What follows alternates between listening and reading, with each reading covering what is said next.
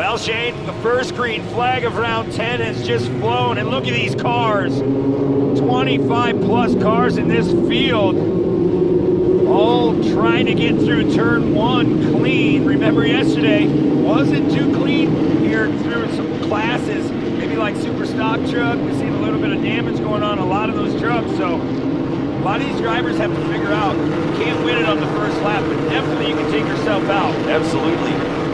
It was a great start from the second row by Colin Schultz. Already after this early race lead, and he was the winner yesterday, so trying to make it back-to-back wins here at Barton River International Raceway. Shillman, we talked a little bit about him yesterday in that 116 car. He's had a ton of consistent results. Finished no worse than 8th all year in a class that's been as many as 30 cars.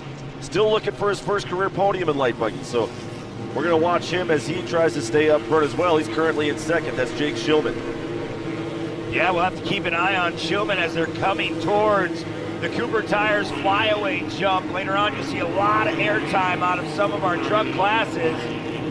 As here comes Greg Stingle now to the outside, going to try to reel his way through these top 4 cars. Yeah, Stingle yesterday got hung up on the K-rail. His day ended early. He was scored as finishing 21st. Wow.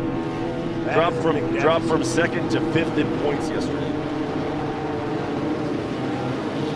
Track looks very, very nice. Barton River National Off-Road Raceway and the Lions Club have put together a great facility. Once again, 45 years we've been coming to Barton River. Good battle for third going on right now. That's the 194 of Taylor Roloff and the 195 of Tizzle Weans as they head back towards County Road Corner. Wow, Weans just missed that inside barrier, but that's a fast line. Look at, he did that crossover pass. A little puff of smoke there out of Tizzle's car at that 195. We've seen a little smoke in round number 9 out of there too, so maybe it's just an overflow. We'll have to keep an eye on it. But here we go, Roloff coming to the inside. Roloff fighting back as they go past the crowd here at Barton River. Almost wheel-to-wheel contact there. Looks like Roloff is going to push back in front of Tizzle Weans. Yeah, it looked like Tizzle had a little run coming off the back side of that hill. But then Roloff taking over that spot once again. Here comes Weans. 2 roller jumps. You really don't want to overshoot this second jump because it'll really screw your way up coming up the hill. Yeah, this is one of the flowiest sections of the course. You really have to, you're kind of drifting from one side of the track to the other, trying to stay up against those tractor tires. That gets you the straightest line down that whole straightaway or set of straightaways. There's another puff of smoke out of Tizzle's car. Yeah, Tizzle getting a nice line coming out of that right-hander. Now Roloff trying to take that spot back. That 395 looks to be moving towards the front. Like Schultz with the fast time so far in the 177, Colin with a 135.730, so that don't surprise me at all. Yeah, just like you said yesterday, the story of the race yesterday, you cannot let the Schultz boys get out front into clean air because they will just flat out run away, and that's already what we're seeing here in round 10, just like we saw yesterday when Colin won round 9. Yeah, they have strong race cars. They're very, very quick. They're good race car drivers. As we're going to be coming to that mandatory competition caution next time by. Green flag still flying. Battle for second starting to heat up. Tizzle's got a run now on Shillman. See how it plays out as they go down to the cemetery turn. Yeah, look at Tizzle. He's really apexing that turn well. Watch how they exit. Yeah, Shillman just went way wide. Shillman just went way wide. Sorry to talk over you there. Oh, you're fine, Tizzle is such a technician behind the wheel. He's so good at finding clean lines and running very clean, consistent laps. Well, I listened to you the last lap, how you said they go from left to right. It's a nice flowy part. You watch Tizzle. He went through the cemetery turn, right tight up by the cemetery, and then he came all the way back across. You don't want to scrub speed off because these cars don't have a lot of horsepower. They really have a hard time regaining that speed once they lose it. Look at this, Tizzle again. It's fascinating to watch Tizzle work. Like I said, he's such a technician. He sees the track so well. Gets a lot of help from Matt Gerald on the radio. He's able to find the perfect clean lines. He puts laps together. You see again, Slower right in the faster. preferred line there. Yeah, I believe Slower was faster there. He went down to the bottom side now trying to do the crossover pass. It's going to get tight and tricky right through here. He's going to have to get out of the gas, and he had to. Lost him about a car length there. Well, we've reached the midway caution. Colin Schultz is the leader at halfway. Shillman does hold on for second over Tizzle. That's a good battle there in the first half between Shillman and Tizzle Weekends, though. Yeah, absolutely. It's cool to see in the 1600 light buggy. I'm just interested to see if somebody can run down Colin Schultz, because he takes that green flag and checks out, gets that fresh air, and they're very, very good. But I'd like to see him Tizzle duke it out a little bit, because they look pretty quick today. Well, like I said yesterday, though, I'm watching Shillman. He's had consistent results all year. He's just still looking for that first podium, but he looks incredibly strong. And for him to hold off Tizzle for the opening laps of this light buggy race tells me that maybe he's got something cooking as well. Right, and not making a lot of mistakes. I haven't really seen anyone in the top three make any crucial mistake. I mean, Tizzle's been really throwing everything but the kitchen sink at it, and he's still in third. So this restart is what he needs. He really needs to focus, get a good jump.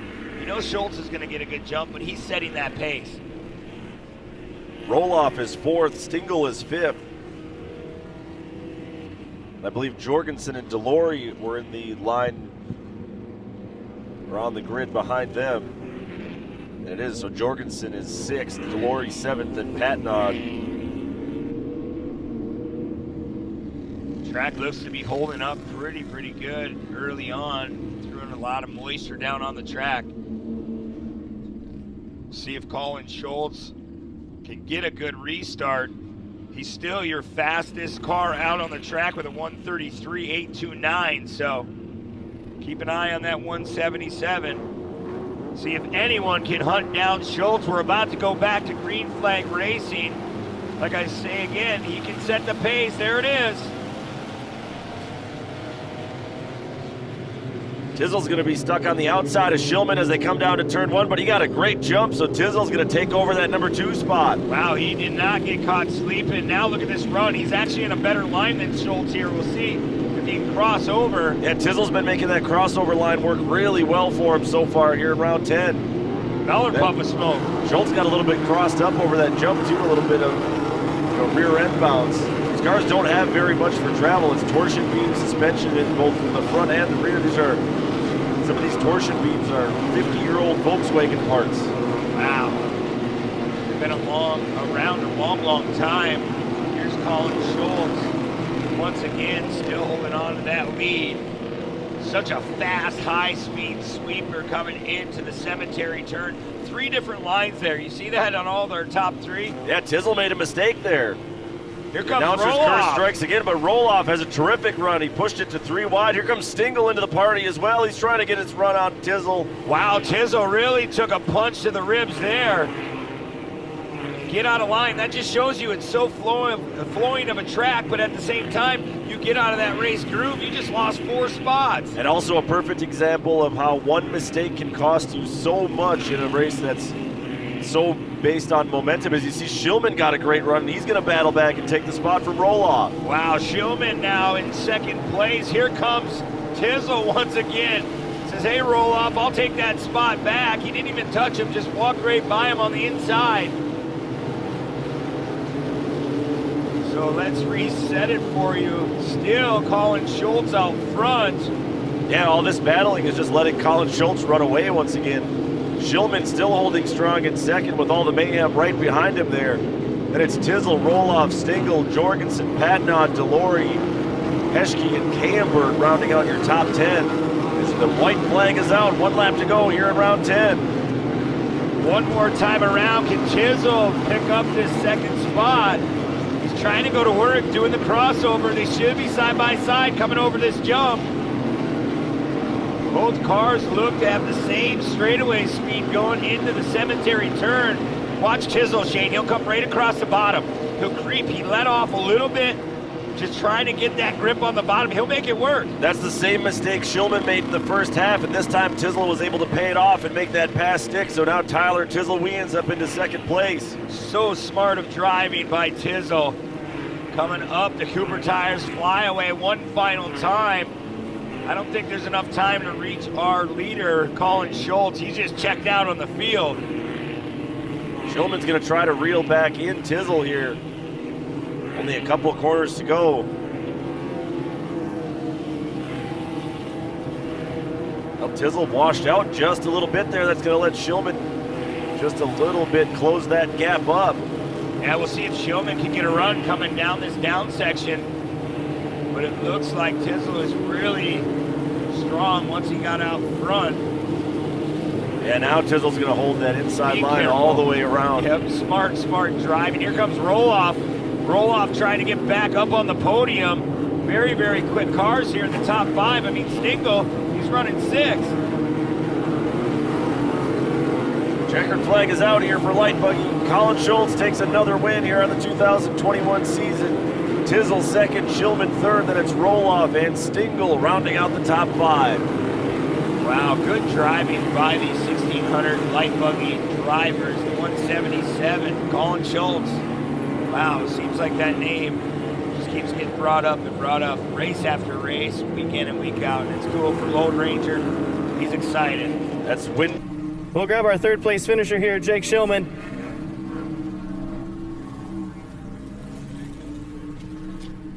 Jake, you've been consistent all year. You came into this race 4th in points, but your first podium of the season. How does it feel? Yeah, it feels awesome. Can't do it without everyone in the family. They're all here. My wife, my dad, cousin, aunts and uncles, friends.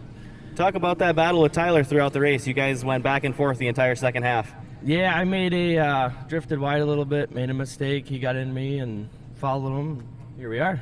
Who helped you get up here today? Like I said, I got to thank my wife, my dad, friends, aunts and uncles, cousin, they're all here. Sponsors, I got Jeff and Heather, American Carpet Cleaning, R&B, Seamless Gutters. Excuse me. Pat's Tavern, Mark Steinhardt, Glenn, Jake, they help me out all the time, so got to thank them. Congratulations. That's Jake Shulman, our third place finisher today in the light buggies. On the number 2 box today, Tyler Tizzle wins, second podium of the weekend. Tizzle, tell me about that battle with Jake and getting around him for this number 2 spot. Man, these guys are good drivers. They always race you pretty clean. I made a mistake again, just like I did yesterday, but fortunately, I was studying some old Jeff Kincaid tapes up through this back rhythm section, and it totally paid off. Got a couple of passes in one corner, so glad to be up here on the box again today. Who helped you get up here? Race Portal, Infinity Plastics, Amsoil, All-Star. There's a bunch of people. I can't even remember them all. My family's here again. Thanks everybody for waking up so early to watch us this morning. Congratulations. That's Tyler Tizzle wins, our second place finisher. And on top of the box again, Colin Schultz, the 177. Another dominating victory, Colin. How do you keep managing to just lay down such impressive performances? Oh man, it's just comes down to good driving, good luck with the pill draw. Started out pulling 410s at the beginning of the season, but it slowly got lower and lower, which definitely helps a lot. If you start out front, it's a lot easier to win than coming through the pack. I'd like to thank my dad for making a bullet of an engine. I've been running it in my car for since I built it, so it's been like 5 seasons, and it's still wicked fast. I don't know what he does, but it works really good. I'd like to thank Joe, he does all the food for us, and my grandma for coming out. She's getting pretty old, but she still comes to the races, and I really appreciate it. Thanks to my spotter for keeping me cool out there, and everyone else that comes out and supports me. And Lone Ranger LLC. Congratulations. That's Colin Schultz, our winner in the 1600 light buggies. Let's hear it one more time for the light buggy podium. Jake Shulman, Tyler Williams, and Colin Schultz. Back to you guys. Well, here we go, Shane, the first truck race of the day, stock truck. A lot of great race car drivers in this one. We'll have to keep an eye on turn 1, see if everyone gets through clean. There's Sikowski, there's Stan Wood in the Bay Biscayne Chevrolet. Looks like a clean enough start anyways. Everybody getting sorted out. Belanger out front early, but here comes Ambrosiak. Ambrosiak's a rookie here in stock truck. Yeah, look at Ambrosiak going to the inside. He's going to be on the outside coming over the hill. Wow, they made contact. Very scary place to be running door to door up and over that blind corner past the crowd. There's Belanger. He had an up and down season in 2021 here in that 519. Took out a couple transmissions, took out some gearboxes. I mean, I'm telling you, it has not been an easy season, but he's picked up some wins. Here comes Pflugerad down to the inside of Ringelstetter. I talked to Pflugerad last night, Jason Pflugerad, and he said they're just trying to get the shocks figured out of this truck. He said all season they've been fighting shocks. The truck's been way too stiff. Finally, he feels like it's getting sorted out. He also made a gear change last night. Feels like he's going to have some more speed today, and he's already up into third. Yeah, it'll be interesting to see. It's cool to get that feedback because a lot of drivers, they're just trying everything. They're trying to make their truck the quickest as possible, but you still have to drive the truck. So I don't care how good your truck is, you still have to drive it. Oh, look at that, getting up into the inside. Here comes Ambrosiak back to the inside of Belanger and stole the lead back away. And he just left him. Yeah, he's checking out already. Kyle Ambrosiak showing a lot of speed here. I think Belanger has an issue. He's definitely going down another spot. We'll have to keep an eye. I think he has a right front tire going down. Yeah, you saw it, Brent. That's going to be a battle just to fight that truck around this course and make it to the competition yellow so we can get it changed. Yeah, he's having a hard time turning that truck left at this point. A lot of these corners are left-hand corners, so. Yeah, it's going to be a long way back to pit lane. Belanger's going to have to do it. This is just part of his bad luck here this season. I mean, he's won some races, like we said, but majority of the time, something has broke on that machine as we go back up front. Yeah, Pflugerad now up into second place in that number 501. He is a rookie in stock truck as well. Truck looks to be landing nicely through the back jumps, heading into cemetery turn. There's Ambrosiak. He's having an issue trying to turn into that cushion. Yeah, Pflugerad just made up a lot of ground there on Ambrosiak. Two rookies in stock truck battling for this race lead. Cresting towards the Cooper Tire flyaway jump. Called a tickle belly hill for the stock truck guys because it just drops out from underneath you. And they get hard on the brakes down here to this right-hand sweeper, trying to stay down to the inside. Ringelstetter still running in third, then it's Wood and Ewert rounding out the top five here in the early going. Ambrosiak again having to correct his steering a little bit. Looks like Pflugerad right now has the fastest lap out there with a 136, 163. So keep an eye on the 501. Kyle Ambrosiak still holding on about a 6-7 car length gap. Yeah, it looked like Pflugerad was able to close the gap in the higher speed sections of the course. Like I said, they changed a gear last night, so it could be that he's got more top end and then struggles a little bit to accelerate in the tighter parts of this course. Yeah.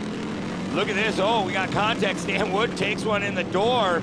Oh, and then he makes a good save. So, yeah, I mean, big no time harm, contact. no foul, except for right there, the 599. Well, a little bit of harm. The 512 Stan Wood has a flat right rear tire from that contact with the wall. So when Wood bounced off the wall there and cut the tire down, so we see the 577 Colt Wiersma with some upper left front A-arm damage. Yep. Yeah, definitely the A-arm is gone on that truck. Have to run stock upper A-arms in stock trucks, so. Yeah, you can reinforce them a little bit, but they call it stock truck for a reason, so his day is definitely done. We'll go back up front.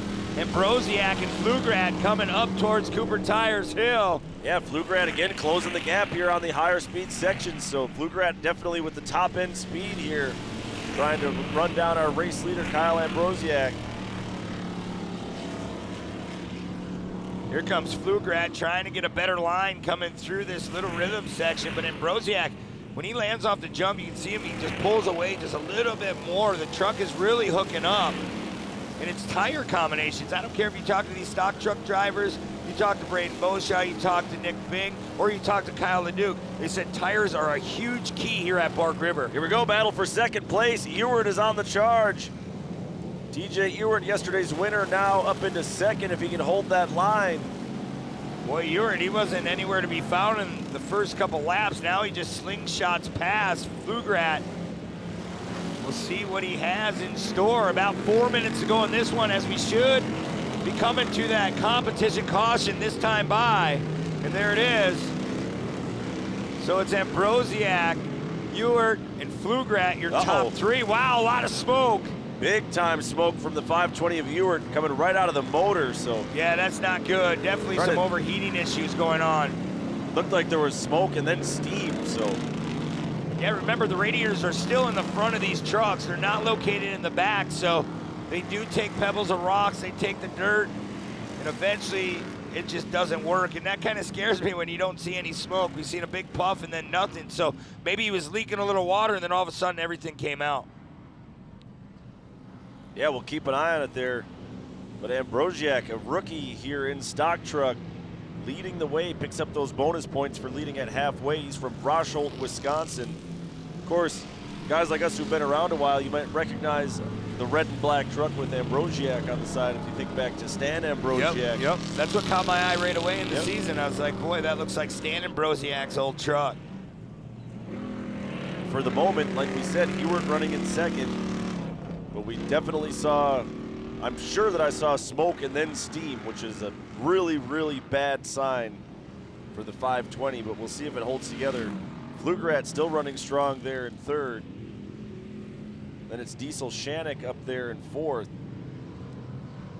Couple guys trying to play catch up, going in to replace some tires. Dan Wood in the Vapescape Chevrolet, one of them. He had a great run going. He just made some contact. I don't think it was Stan's fault at all. He was just at the wrong place at the wrong time and damaged that tire. He looked to be coming up. He was right coming to pass for third, and his lap times were definitely right there. Ace truck is pulled off, and there's the green flag. Second half here of stock truck is underway. Let's see if Ewart can run down Ambrosiak. See, now I don't see any steam or smoke out of Ewart's truck, which might be an okay sign or it might be a really bad sign, as Ewart's gonna have the inside line. Ambrosiak's gonna have to fight back. Yeah, Ewart gonna try to go the long way around. He makes that pass stick. That's where the grip is. Ambrosiak has to fall to second. We're gonna come up close to what will be our finish line. Here comes Diesel Shannick now in our camera. We'll see what he has. Shannick putting the pressure on Pflugerat. Another puff of smoke there out of Ewart.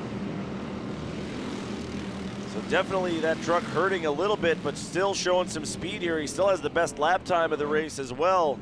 Starting to stretch that gap over Ambrosiak and the rest of the boys. Like I said before, a very high speed corner. Really have to be perfect through here, going through the cemetery turn, then heading back up towards the Cooper Tire flyaway jump. About a minute to go in this one, as everyone seems to be in the spot. Yeah, everybody's kind of settled in at this point. They're settled in. Did see another puff of smoke there out of the 520 of Ewart, though. Then a big puff of smoke as he went up into the gravel pit turn. You see the smoke that the other drivers are fighting through. That's out the back of Ewart's truck.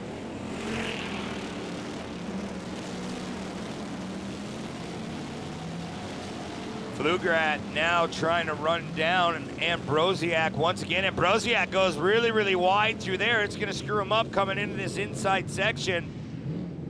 Just losing a lot of speed because he had to get hard on the binders, and here comes Diesel Shannick. The white flag should be displayed this time for our race leader, TJ Ewart.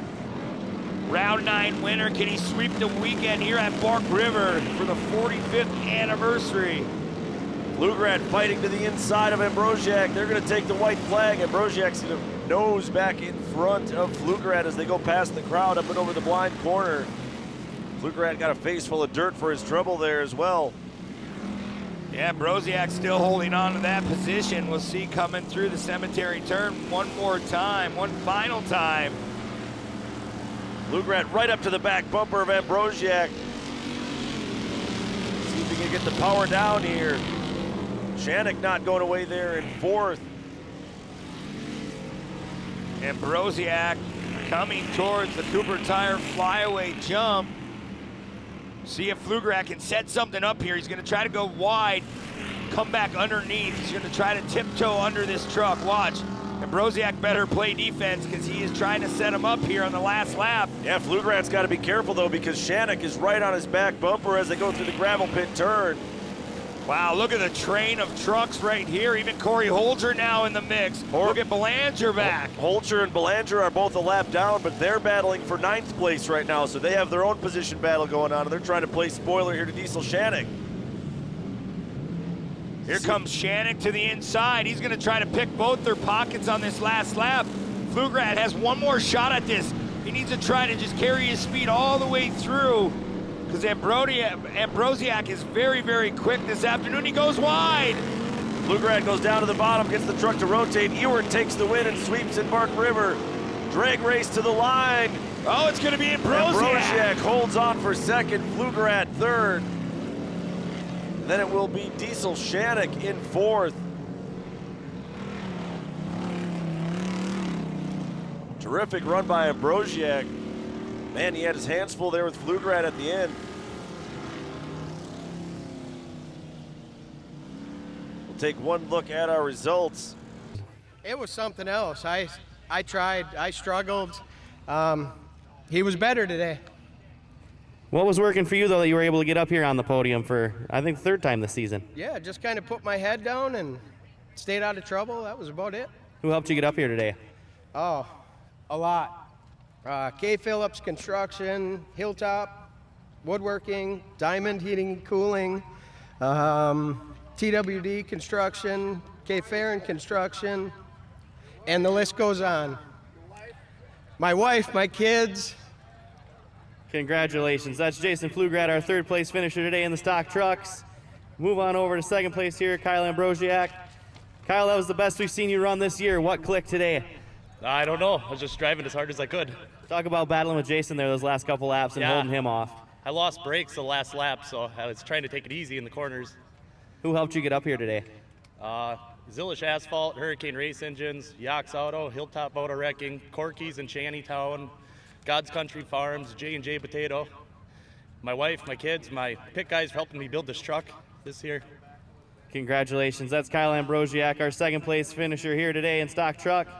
We'll grab our winner, TJ Ewart.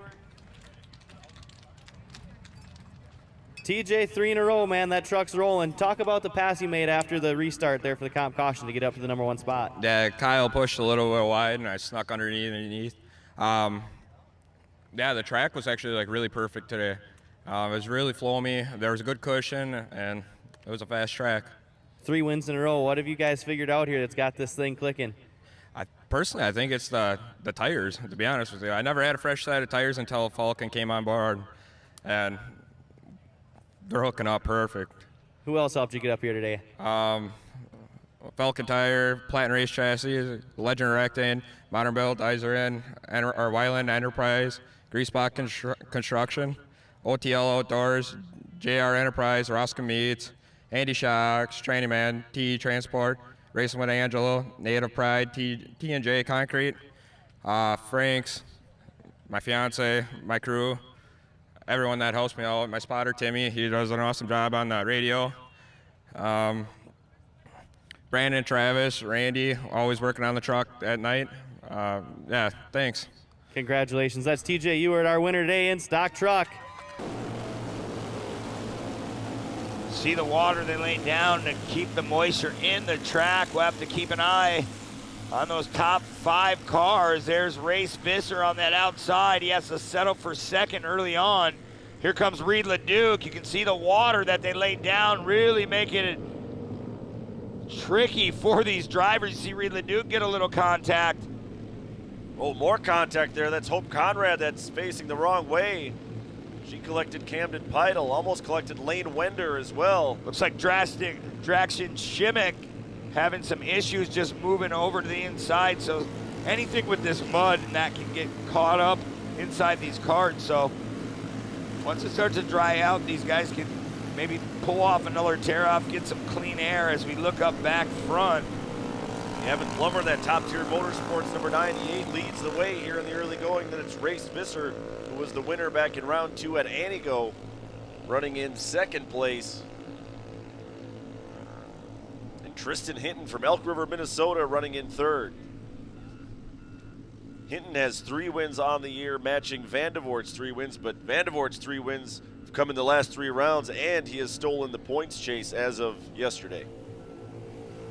Tristan Hinton still trying to work his way away from Race Visser, but look at Visser in that 80 with the American flag flying, trying to reel him in, making up a little bit more ground. Yeah, Visser is one of the youngest drivers in the short course kart field.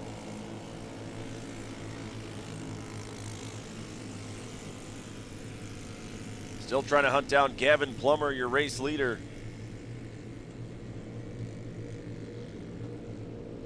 This is one of the tightest points battles in all of AMSOIL Championship Off-Road as well. Top 3 drivers separated by 9 points. Wes Vandevoort, the points leader, coming into round 10. Ella Holcher second, Ava Lawrence third in points. Grace Visser still trying to put on that pressure in that number 80.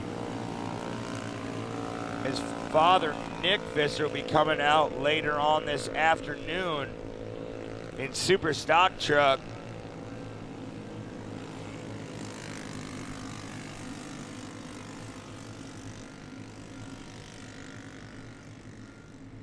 Track's starting to dry out a little bit on that high section, coming towards where our starting line is this afternoon. About 5 minutes to go in this short course karts race. Very, very young race car drivers, a stepping stone to get into this sport. Such a cool way for young drivers to learn how to drive. Yeah, and learn those skills that are off the track too. How to work on cars, how to talk to people, how to be approachable. Learning a lot of skills that they'll carry with them throughout their lives. Yeah, absolutely. A lot of these guys are going to be our futures of Champ Off-Road.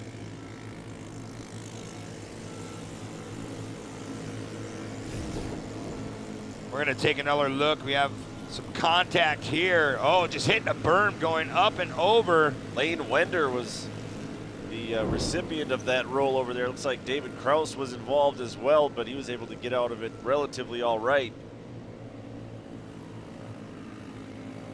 Like a pretty violent roll over there for Lane Wender, though. Yeah, he's probably flat out wide open, hit that berm. Not where you want to go upside down as Hinton still holding on to that spot at Top Tier Motorsports.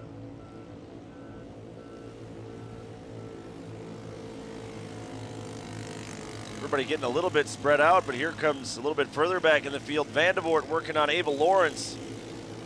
That should be the battle for 4th place as they go through the gravel pit. Vandevoort trying to get that run.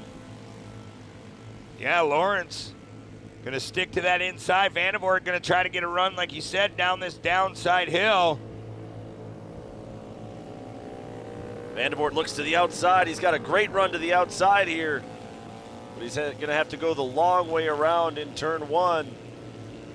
But he was able to hold the speed. He's got the inside as they come to the left-hander, and it looks like it's going to be Vandevoort moving up a spot into 4th place. Yeah, Vandevoort steals the deal there and takes that spot away in the 96 modern build truck, trying to work his way back what will be our finish line. The green flag still flying with about 3 minutes to go in this one. No competition yellow here in short course kart, so this is a sprint all the way to the finish. Lawrence trying to battle back as they go through the cutoff corner, trying to gain some ground back on Wes Vandevoort. Big old pack of trucks there, all battling for position. Ella Holcher now trying to get around Ava Lawrence for 5th. Yeah, Reed LeDuc led a lot of laps in round number 9, so tough to see him back towards, what, 6th, 7th position today. I know his father, Kyle, put a lot of work into it last night, trying to switch some stuff, give him a little bit more straightaway speed. Switching sprockets. It's crazy to see those little carts. You can do just about anything. Yeah, you have to be in the rules, but when you have Kyle LeDuc working on your car, you know, he's trying to innovate as much as he can. Tristan Hinton in that number 33 truck, slowly reeling in Race Visser. This battle for 2nd starting to heat up. They're headed for the County Road corner right now.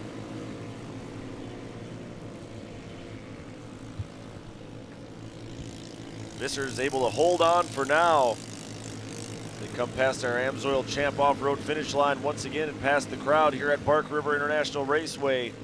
Now about 1.5 car lengths, Visser over Hinton in this battle for 2nd place.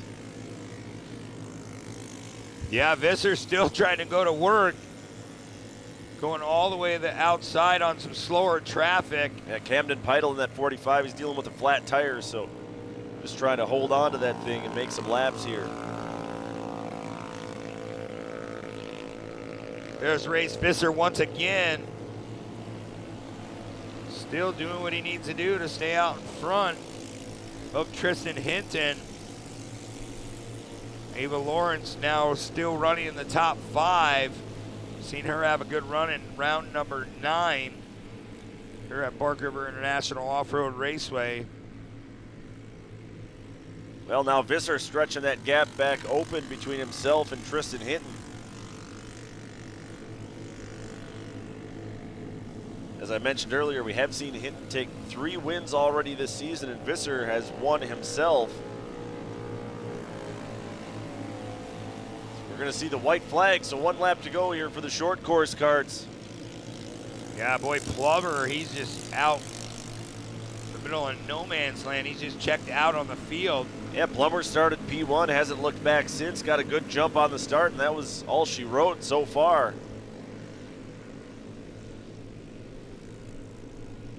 There's Plummer in that 98, just trying to carry his speed as best as he can here on the final lap. He'll have some lap traffic to deal with, but he has that gap, so he'll be a little bit more comfortable if he had these guys right up on his tail. Yeah, I'm sure his spotter's telling him, just be patient. You've got all kinds of time. There's no reason to rush things, working your way through these lap traffic cars. Plummer was able to get by the 52 cleanly there. Hinton still trying to chase down Race Visser, but these last couple laps, Visser's really found something and has been able to stretch that space back open. Well, a couple turns to go for our race leader, Gavin Plummer in the 98 from Plover, Wisconsin. It looks like he's going to do it. He's going to be staring at the white-black flag. The checkers are out. Round 10 winner. Plummer will come across, and then a ways back, we'll have Race Visser and Hinton. First career win for Gavin Plummer, so hats off to Gavin and their team. Yeah, and he just didn't win at the last lap or, you know, just get that lucky dog pass. He really put on a clinic. Take another look at our short course kart results here. Tristan Hinton, 3rd place today. Tristan, you had some bad luck since you swept the weekend at ERX, but how does it feel to be back on the podium today? It feels really good. I'm just glad I could get back up here. How was the track today? Very muddy, and I just get sprayed with mud. It's just a very technical track. A lot of tear-offs to pull with all the mud? If I didn't already lose them. Who helped you get up here today? Right Choice Construction, Waynesworth State Farm, Bedry Oil and Propane, Northern Chill, Snap Fitness River, ESG, OGO, Wicked Audio, Spy, Slick Products. And you can follow me on Hinton Motorsports on Instagram, Facebook, and YouTube, and get some merch at my trailer. Congratulations. That's Tristan Hinton, our 3rd place finisher today in the short course karts. Finishing 2nd, Race Visser. Race, how was it out there today, buddy? It was muddy. Muddy? Did you have to pull a lot of tear-offs? I couldn't grab them. Couldn't grab them? I just had to use my knuckle. Did that work okay? It worked perfect. What's your favorite part about this track? All of it. Good answer. Who would you like to thank, buddy? I like to thank my mom, my dad, my brother and sister, my grandma and grandpa, Northern Chill, GE Construction, Advanced Pest Management, Parsons, Spotter, Luke, my friends, and my God for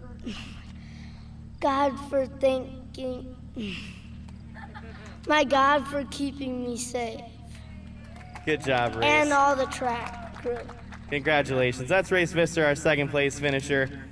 And on top of the box today, Gavin Plummer. First win, Gavin. How does it feel? Really good. Really good. What was working today? You looked like you had a fast car. Inside lines were working perfectly. Yeah. How much fun is this track? Probably one of the most fun tracks I've raced on. What's your favorite part about it? All of it. Good answer. Who would you like to thank for getting you up here today? Made a Custom Apparel, Mom, Dad, Papa, Nana, Uncle Adam, Top Tier Motorsports, Roberts, Trucking and Excavating, Coca-Cola, Rob's Herbs Construction, U.S. Bank, J.K. Roth, Polito's Pizza, and Best Excavating. Congratulations. That's Gavin Plummer, our winner today for the first time in the short course karts. Our field comes down into turn 1 for the first time. Miller's on the inside, but Andy Johnson with a good run on the outside. We got a kart flipping up and over. That's Jace Gill, the 225. Rolled over about 3 times on exit there of turn 1. He's going to try to get that thing re-fired if he can. And up front, we've got a Miller sandwich between the 2 Johnson brothers. Andy Johnson out front. Then it's Miller, then Troy Johnson in third. Now Troy Johnson going to the inside of Miller in the cutoff corner. How about this? The Johnson brothers, Bart River boys, running first and second here in Mod Kart. Yeah, good for the hometown boys. Look like Johnson made a little contact with Vandervoort. That was Miller. Oh, was it Miller? That went around. I'm sorry about that. Look at them, door to door, fender to fender. Yeah, brother on brother crime here as Troy Johnson takes over the race lead from Andy Johnson. Oh, and then Johnson gets into the side of another car. That's the 270 of Van Zyl. Here comes Michael Funk. Yeah, Michael Funk showing a lot of speed this season. We'll see what he can get done here this afternoon in the early laps. There is Zachary Rahanowitz in that 231 trying to reel in these guys right here as we go back up front.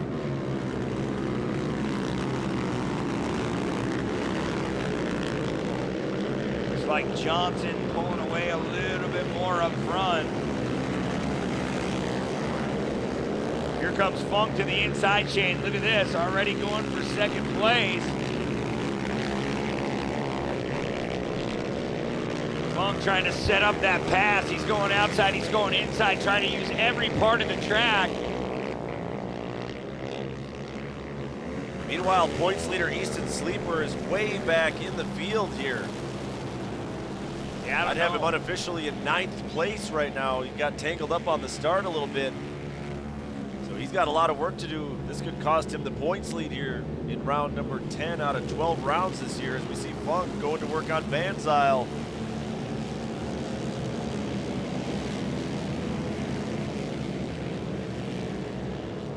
Funk trying to reel in Hunter Van Zyl. They're both still within striking distance of Troy Johnson. Further back, Rahanowitz now working on Andy Johnson.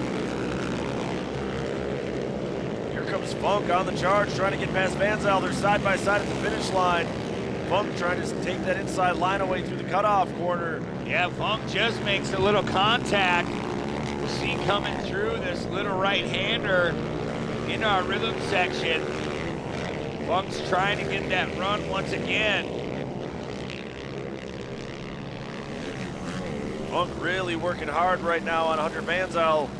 About 2 feet between the 2 bumpers there as they went through the gravel pit turn. Funk not going away. Let's see if Funk tries to set up that classic Bark River outside in move. And that little bobble cost him just too much track position to make it happen. Oh, Van Zyl makes a little bit of a mistake. We'll see if Funk can capitalize on it. Coming through the inside, just barely shimming off that right rear. Funk again charges down to the inside through the County Road corner. Again, Van Zyl able to hold the spot. As we reach our competition yellow, that was a terrific battle there between Van Zyl in second and Michael Funk in third. Yeah, these guys really need to pay attention here in this second half. If you want to catch Johnson, you can't really do a lot of battling amongst yourselves in second. As you see, there is Johnson. He's been fast all season long. Now he gets out, gets that clean air, and he can actually get down and drive that car. It's really hard to do it when you're in the mix of things, as we're going to take another look at this start. Yeah, there's the contact that sent Gill over. Yeah, just barely got hooked, but it was enough, and he dug in those left side tires and went up and over. I did see him make a couple more laps, but looks like he is now a lap down, so tough break for Jace Gill coming all the way from Texas. Yeah, that's a long haul. Here we go, green flag 5, second half of Mod Kart. Under 5 minutes to go in this one. Johnson still out front. That is Troy Johnson. Andy Johnson is right there. That just came through our camera. See if Troy can hold on. Doing a great job this afternoon. His father Casey and his mother and the boys, they live right down the road, about 2.5 miles away, so they know this dirt. They know how to expect and what to expect as it develops. There's Zachary Rahanowitz now, a local boy. Yeah, Rahanowitz from Felch, Michigan, trying to get into this battle for second, third, and fourth as Funk has stolen second place from Hunter Van Zyl. Now Funk trying to move forward and catch up to Troy Johnson. Yeah, Van Zyl now holding on to that position.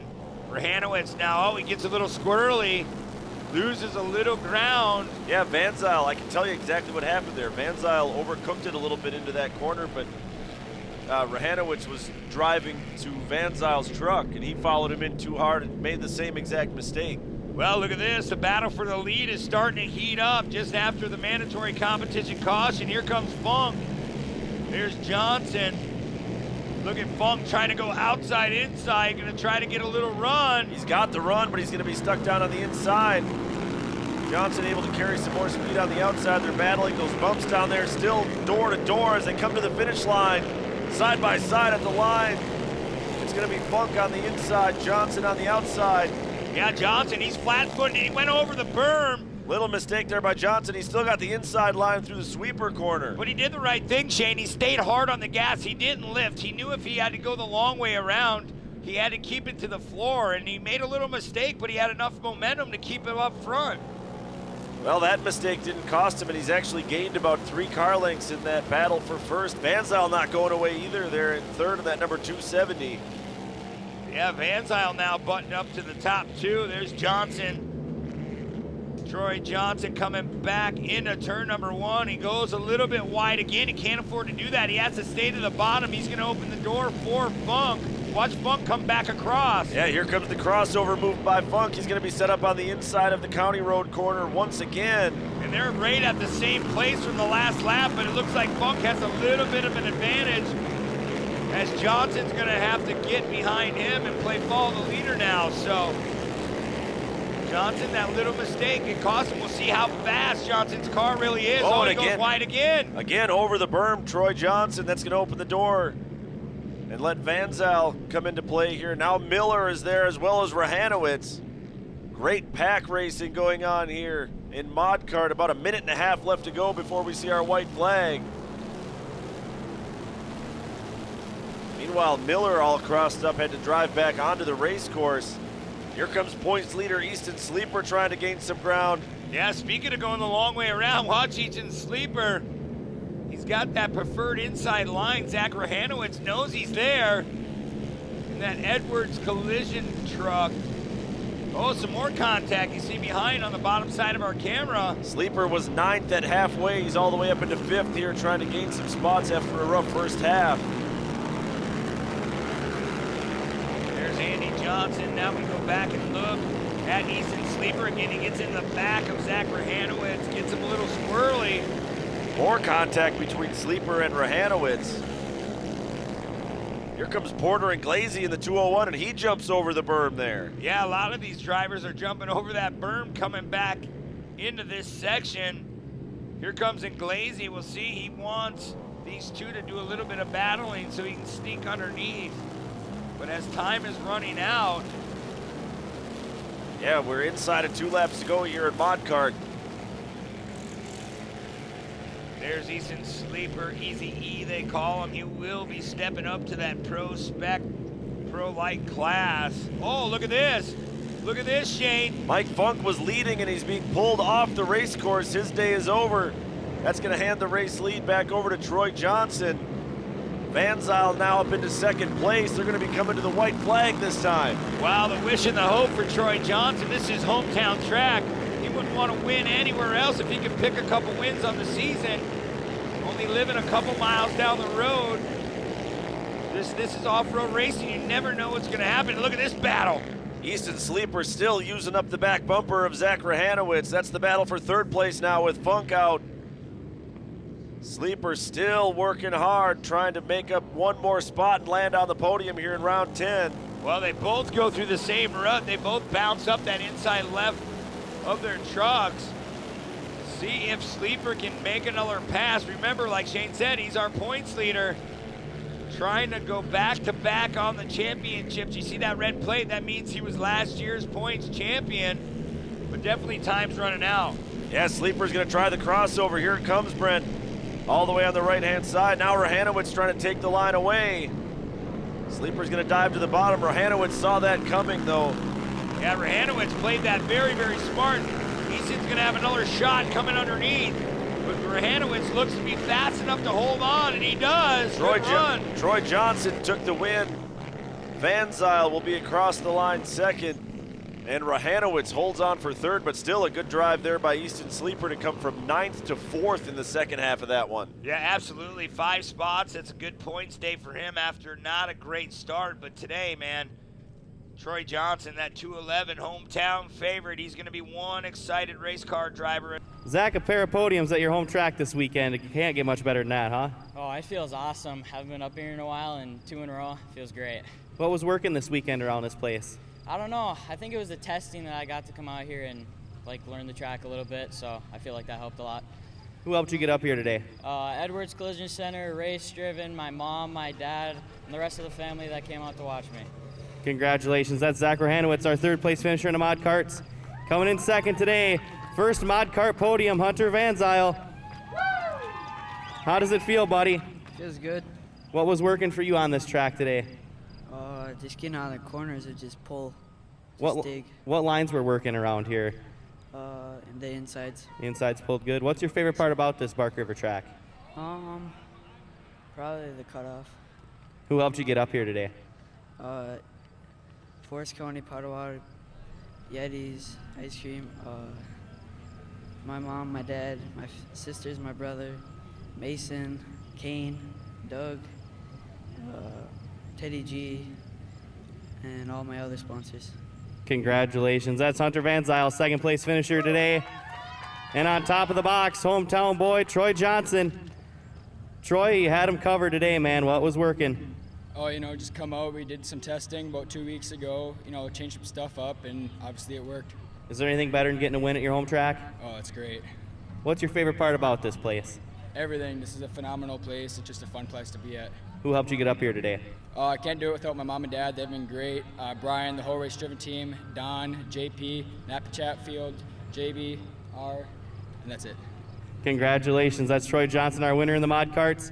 Let's hear it one more time for the whole mod cart podium. Zach Rohanowitz in 3rd, Hunter Van Zyl in 2nd, and Troy Johnson on top of the box. Back to you guys. We're going to wait to get that green flag. It's going to be Fitz, going to be Keepers. Who can get out front first?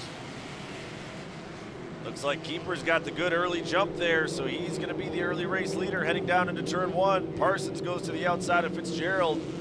Puff of smoke out of Baczynski in that 324. He's on the outside. Keepers got collected by Fitzgerald. Oh, Keepers goes out early. He's going to have to start from the back of this field. Tough break. Argonne Lumber Car. Come past our finish line for the first time. The Shock Tech machine of Dylan Parsons running out front. Baczynski, Trelstad, Tizzle all the way up into the top 5. Yeah, Baczynski moving into 2nd. Very, very quick. Oh, man.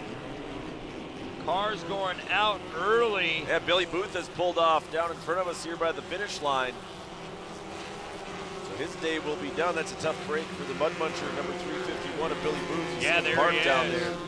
Tough break for sure, Shane. We'll go back up towards the Cooper Tire flyaway jump. There's Baczynski trying to hold on to that position, climbing that hill. Fitzgerald going to work now, trying to get around Travis Trelstad, Tom Trelstad, the 305.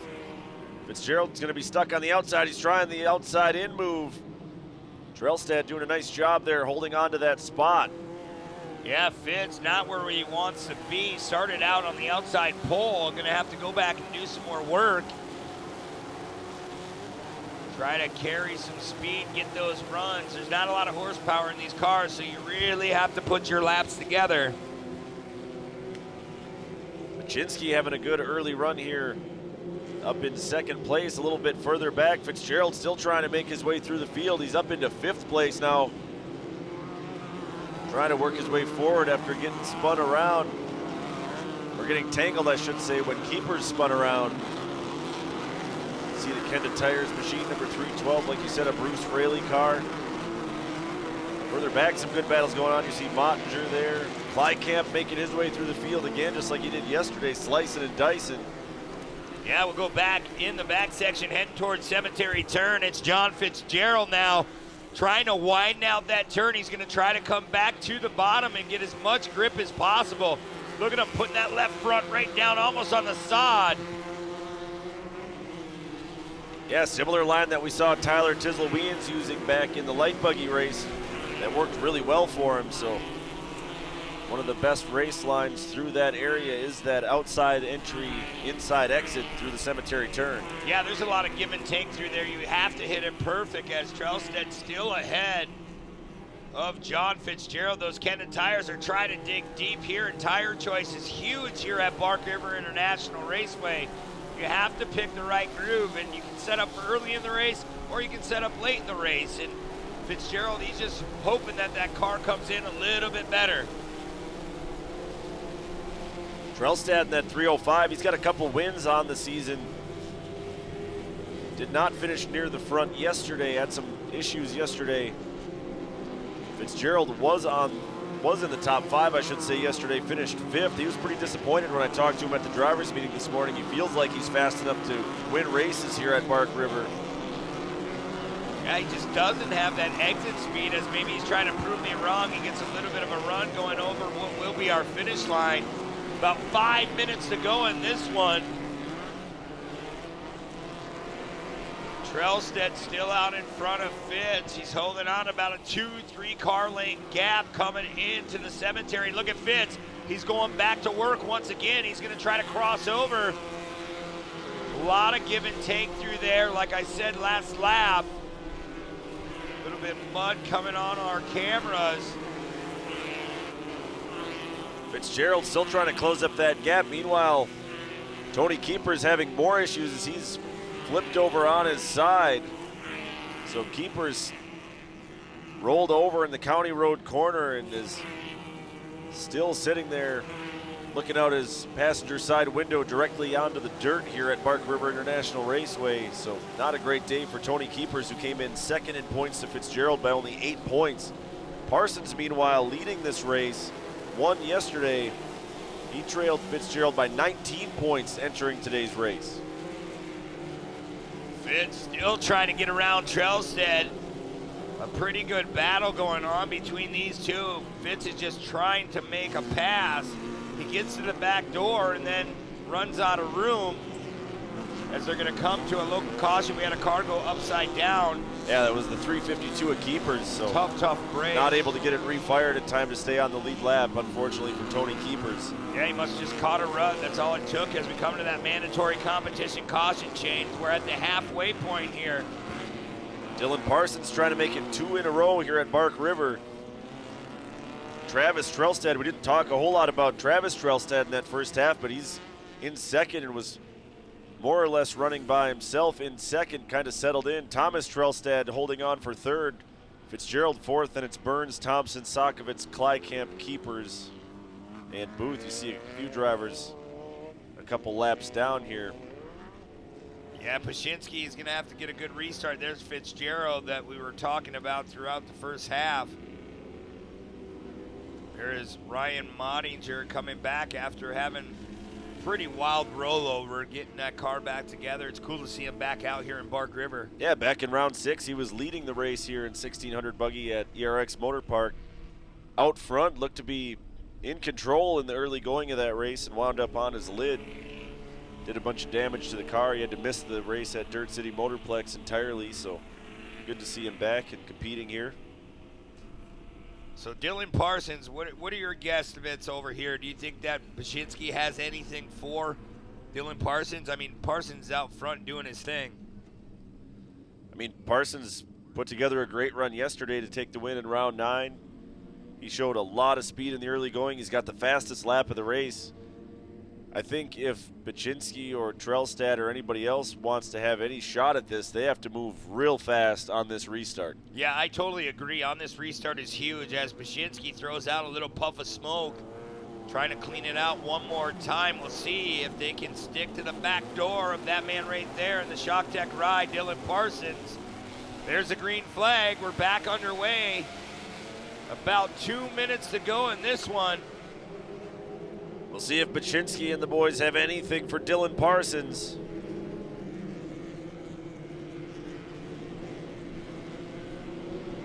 Well, Travis Trelstad trying to get past Baczynski, got a little bit crossed up and fell back, so it's still Parsons, Baczynski, Trelstad, but here comes Travis Trelstad alongside the 324 of Baczynski. Oh, red flag, red flag now. Flag, yeah. Have to take a look what happened. Everyone coming to a stop, and that's going to reset everyone again. So Baczynski really didn't get that good of a restart. Yeah, you'll get another chance at it. Right, because we didn't make a total lap in, so we should go back to that original plan. There you see that smoke again out of Baczynski, but he's been showing that smoke this entire time, and he's been fast, obviously running in second place, so whatever that smoke is, it's a symptom of a minor problem. Well, we'll see if he can figure that problem out, Shane. We're about to go back green flag racing. They're playing bumper cars out there, but it allowed Parsons to get a little bit of a run on that restart. Yeah, that was a disaster for everybody not named Dylan Parsons.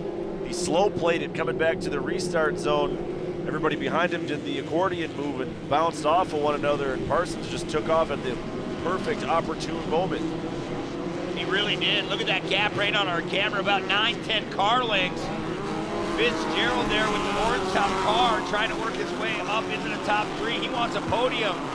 He needs another good run here in 2021. Remember, Keepers is out.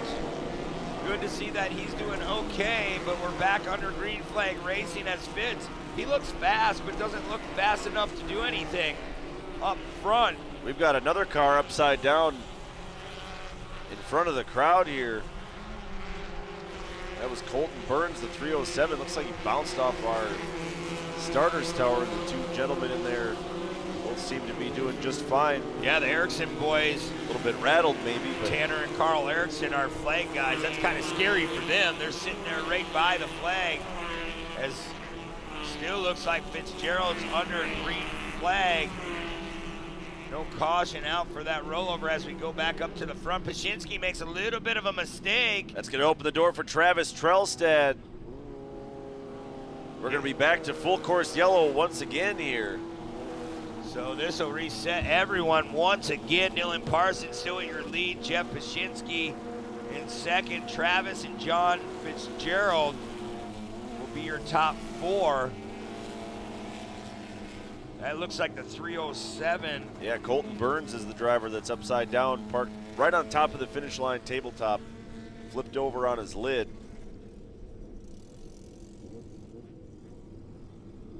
You can see there's some bent tubing there on the flag tower too, so kind of a hairy situation down there, but all the track staff is doing just fine down there. Nobody is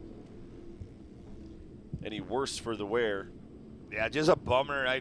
We keep looking out the front of our window at the 351, last year's points champion, Billy Booth. He went out on lap one. He tried refiring that car, and then just nothing was there, so maybe a transmission issue on that ride. Yeah, we could hear the car running down here. And yeah, maybe a CV, had the noise, but couldn't get moving.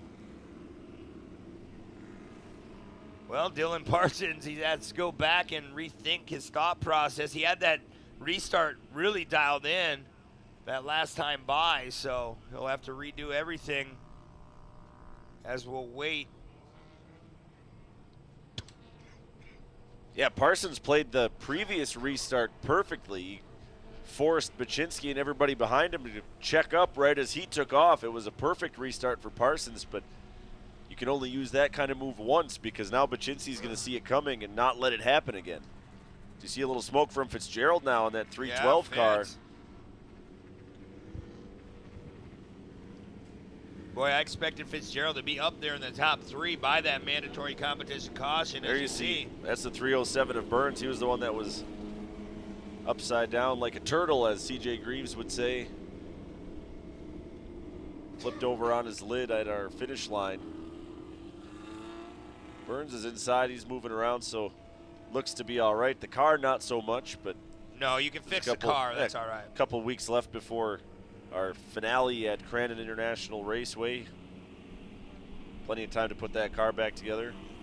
Yeah, there he is. He gets out of that car to that 307. Good to see, because that's a hard hit. Those K-rails by the flag stand, they move, but they don't move very far. They're pretty solid, so looks like he's okay, and we'll go back to yellow flag.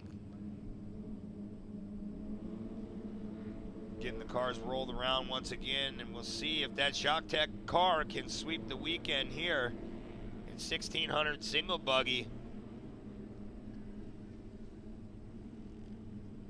Wyszynski, he's gonna have to button right up on the back of our leader of Parsons. We'll see, he can't afford to let him go early because Parsons, he checks out.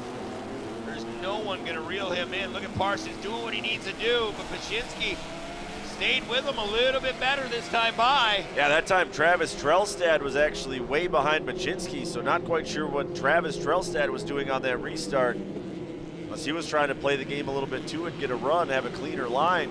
Yeah, it'll be interesting to see Fitzgerald, see what he can get it, if he can get it done. Sitting in 4th, he pushes wide. As Wyszynski now, he gets all crossed up. Yeah, Travis Trelstad drove right into the back bumper of Wyszynski, right into his number plate on the back of the 324 car. 2 laps to go this time. Parsons, Wyszynski, Tom Trelstad, and Fitzgerald. Yeah, we're gonna have a good battle. Oh, somebody's up on the berm. That's Travis Trelstad. Almost 50-50 grind in that berm. That's scary. That's a high-speed section coming in, especially right here in the cemetery turn. That's gonna move John Fitzgerald up into 3rd, and he'll go to work on Wyszynski. If you think back to last year, those two had a bit of a tangle at Dirt City Motorplex in Lena. We'll see if any of that action comes into play here in the final 1.5 laps here of round 10. There goes Parsons, about 10 car lengths over Wyszynski. Here comes Fitzgerald now. Fitzgerald sees that smoke time and time again. He's trying to go to the inside. He shuts the door. Wyszynski. So Fitz definitely getting faster as this race goes on. Yeah, Wyszynski's making that car nice and wide, though, that 324. Taking away the fastest line, so Fitzgerald has to find a different way around. Now Fitzgerald set up to the outside. He's going to try the outside all the way around turn 1. Yeah, he's going to try to use it coming through this little chicane. He knows that Wyszynski's there, but look at this. Trelstad now side by side with Fitz. Yeah, Fitz was trying a different line to get around Wyszynski, and that opened the door for Travis Trelstad. White flag is out for Dylan Parsons, our leader. The battle's right here for 2nd, 3rd, and 4th. Going into the back section, going by this blinding right-hander. You have no idea what's on the other side of it. There's Fitzgerald. Those Kenna tires are trying to dig deep late in this race. Watch as he goes a little bit wider than Wyszynski. He's trying to creep around and get that grip with that left front tire. He did close the gap a little bit now. It's about 1 car length as they head for the Cooper Tires flyaway. Wyszynski steering a little bit in the wrong direction there, coming through that little chicane, but still holding on to that spot. Here's Fitz again. He's going to try those outside-inside moves. That's what you do. When you're chasing a guy, you try to go where he's not going, because you know he's playing the protected line.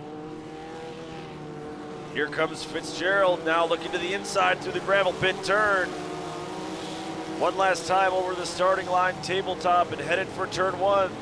Fitzgerald's going to set up way to the left-hand side outside of turn 1 and try to dive underneath. We'll see if Wyszynski takes the line away. Yeah, you see him get out of the gas. He's just tiptoeing that throttle. He's burping that throttle, getting it to carry as much speed. Watch him come back, cross over again. He's trying to just outsmart him. I think he's going to run out of time. There's no track here on the entrance. Another puff of smoke for Wyszynski. Dylan Parsons is going to take the win and sweep here in Barton River. And at the line, Wyszynski holds on for 2nd, Fitzgerald 3rd. Then it's Travis Trelstad, Tom Trelstad, 4th and 5th. Ambos will be 6th. Wow, what a run for Dylan Parsons in that Shock Tech 319. Very, very happy race car driver. He's come a long way. We'll grab our 3rd place finisher, John Fitzgerald. John, I know you don't like to be on this box unless you're on that top spot, but still a pretty good points day. No, definitely a good points day. I don't know what happened on the start. I don't know if Tony missed a gear, but I did not mean to get into him. We were right there, just right on his tire, and all of a sudden he stopped, and we got tangled up, so I definitely didn't mean to do that. And then I just kind of got stuck behind some traffic, and I was just trying to play it smart. I just had to finish the race. You know, we're this late in the season, and got to be on the box now. I definitely don't want to be anywhere except that top spot, but hey, there's always next time, and we're going to keep digging. I got to thank all the fans for coming out, everybody back home, JJ for everything he does for us, the wife and the girls at home, and all the crew, Bruce Fraley, Competitive Edge, the Kenda Tires are working awesome, and thanks everybody.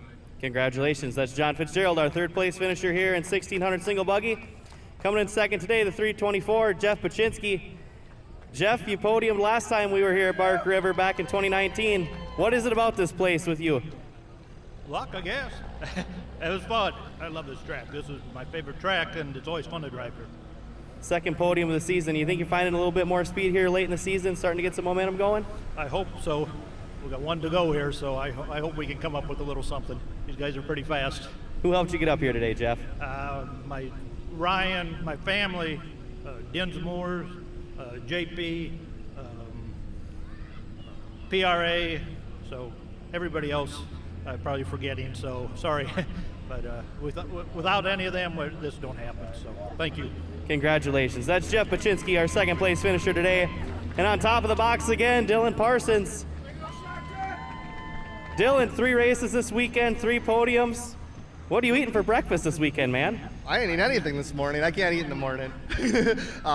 Yeah, we had some issues getting in the car and it wouldn't start in the pit. Bill Berger, my dad, Eric, were all messing with the carb, and we got out there with 5 to go, and Matt Gerald helped me get in the car and calmed me down, and we went out, and John and Tony got tangled in the first corner. We got out in front and led. I don't know what was happening behind me. Who helped you get up here today? My dad, Matt Gerald, Kurt Gerald, Mike Brew, Eric, my mom, John, everyone else that helps me out. This is awesome. Shock Tech, Mark from M-Tech helped me with the side-by-side this year, and I hope we can be up here again in the side-by-side in a little while. Sounds good to me. Well, I'll be right here. That's Dylan Parsons, our winner in 1600 single buggy. Visser, Holger, Cooper. Let's see who can bring him down to turn 1 first. There's Bing, there's Machosik, Braden Boshaw in row number 3 as well. Let's keep an eye on these top 6. And that top 6 separated right away from the rest of the field. Look at Trey Boshaw going way to the outside. He puts a fender into the side of Nick Bing. Yeah, everyone trying to dig deep here. They're all getting through this turn a little bit cleaner than yesterday. And then just as I say it, Trey Boshaw gets right in the side of his cousin, Braden Boshaw. They collected Summers as well. Looks like no reason for that. Looks like Trey Boshaw Braden Boshaw able to get moving again, but those 3 are in the back of the field now. Further ahead, everybody's settling in a little bit. Nick Visser, your early race leader here. Then it's Holcher, Cooper, Pyburn, and all the rest on back. Yeah, now we head back into Cemetery Turn. Look at the different lines. Visser's going really, really wide. So does Ben Holger, follows him through the door. There's Machosik, your points leader. Pyburn and Holiday were side by side there on the exit of Cemetery Turn. Now Cooper, like we said, he was hospitalized on Thursday with a partially collapsed lung. Got cleared to race on Friday morning. Loaded up the hauler, showed up here Friday night, took 3rd yesterday. Yeah, what a bounce back for Kyle Cooper. It's so good to see him in Bark River. He loves this track, trying to work on Ben Holger already, trying to go outside, inside. As Holger still running that fast line. We'll see as Visser's now opening up that gap a little more early on here with about 7 minutes to go. Yeah, Visser trying to get out front and run away here. Visser finished outside the top 10 in yesterday's race. He was involved in an incident as well. Got cleaned out down here in front of the crowd by the finish line. Kyle Cooper going up high on that berm, trying to get an exit run because You have to put together a couple corners to make a pass stick as you're heading back into this huge, fast straightaway, heading towards Cemetery Turn. There's Machosik, there's Bing. All those guys I just talked about, this top 5, 6 in this group can win at any given time. It looks like we're going to go to a full course caution that time by. Indeed we are, Brent. Full course caution is out. So we'll reset the order for you here in a moment as we get everything sorted out. We do know that Nick Visser is out front, then Ben Holcher, then Kyle Cooper.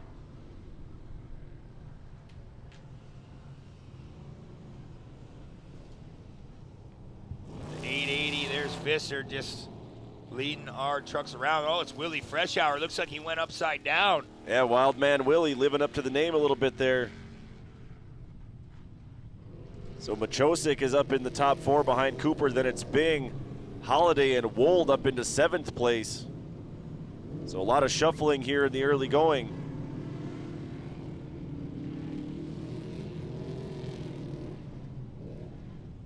There's Trey Beauchamp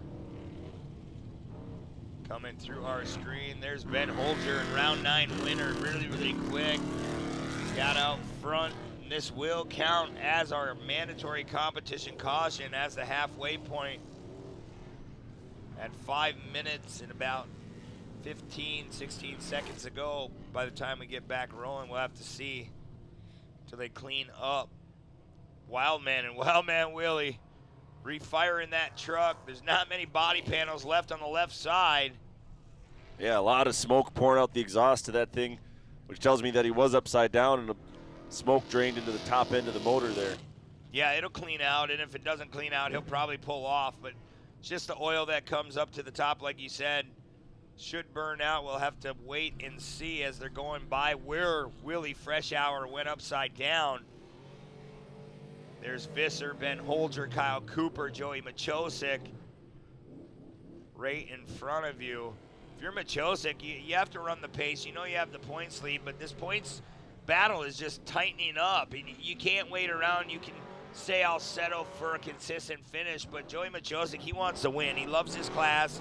He loves everything about it. He's a very strong race car driver. But then you look at Kyle Cooper bouncing back after being in the hospital. That's just the mental game of that has just been over the top for him. To see him running in the top 3, just never say die attitude for him. Yeah, well, I had talked to Kyle Cooper while he was in the hospital before he got cleared to race this weekend, and he was maybe the most disappointed person I've ever talked to for that brief period of time where he thought he wasn't going to be able to race again this year.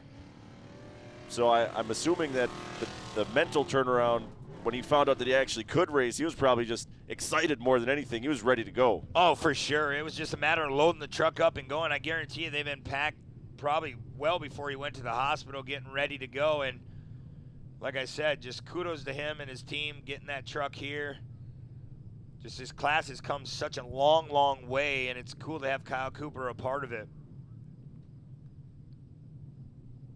How about this, Brent? Joining the tail end of the field, Wildman Willie Freshour. He's going to make it back out there. No quit in that 888 of Willie Freshour.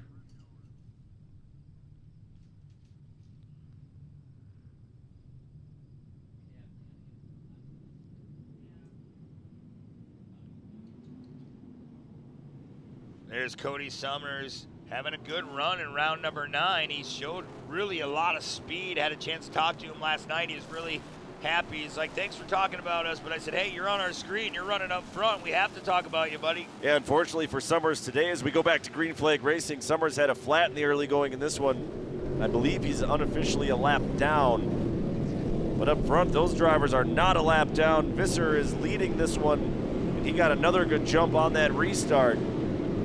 Visser, Holcher, Machosik, Cooper, Bing, your top 5. Those are the heavy hitters here in Superstock. Here comes Joey Machosik to the inside of Kyle Cooper. He takes away that spot. Remember, that's your points battle right there. A 7-point lead over Kyle Cooper. Joey Machosik, he just added some more points if he can stay ahead of him.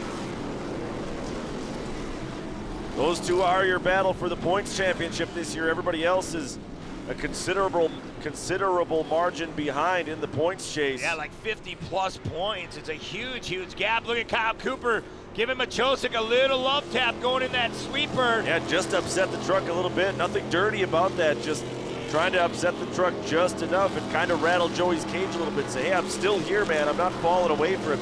Yeah, absolutely. He's going to try to do a bonsai pass off the Cooper Tires flyaway jump. Just right on the back bumper as he goes in a little bit earlier, trying to get a run. He's going to do it. Watch him cross back over. Try to set up inside on the gravel pit. Machosik saw that pass coming, though, or saw that attempt coming. But Cooper's going to have to fall back in line here. This is the battle for third place. Look at Kyle Cooper just finessing that steering wheel. You watch that left front tire just skimming. Watch him. He's coming on the outside of Joey Machosik. He'll hit the brakes and try to come back underneath. Watch this. But look at, nice job by Machosik. He knew he was there. Pushed him wide. Here comes Bing. Oh, wow. More contact. And Bing tangles with Cooper. Bing is going to get by there. Looks like some body damage to both Bing and Cooper, but no mechanical issues for either driver. That's going to put Bing up into fourth place. Trying to bounce back from a tough day yesterday, Nick Bing.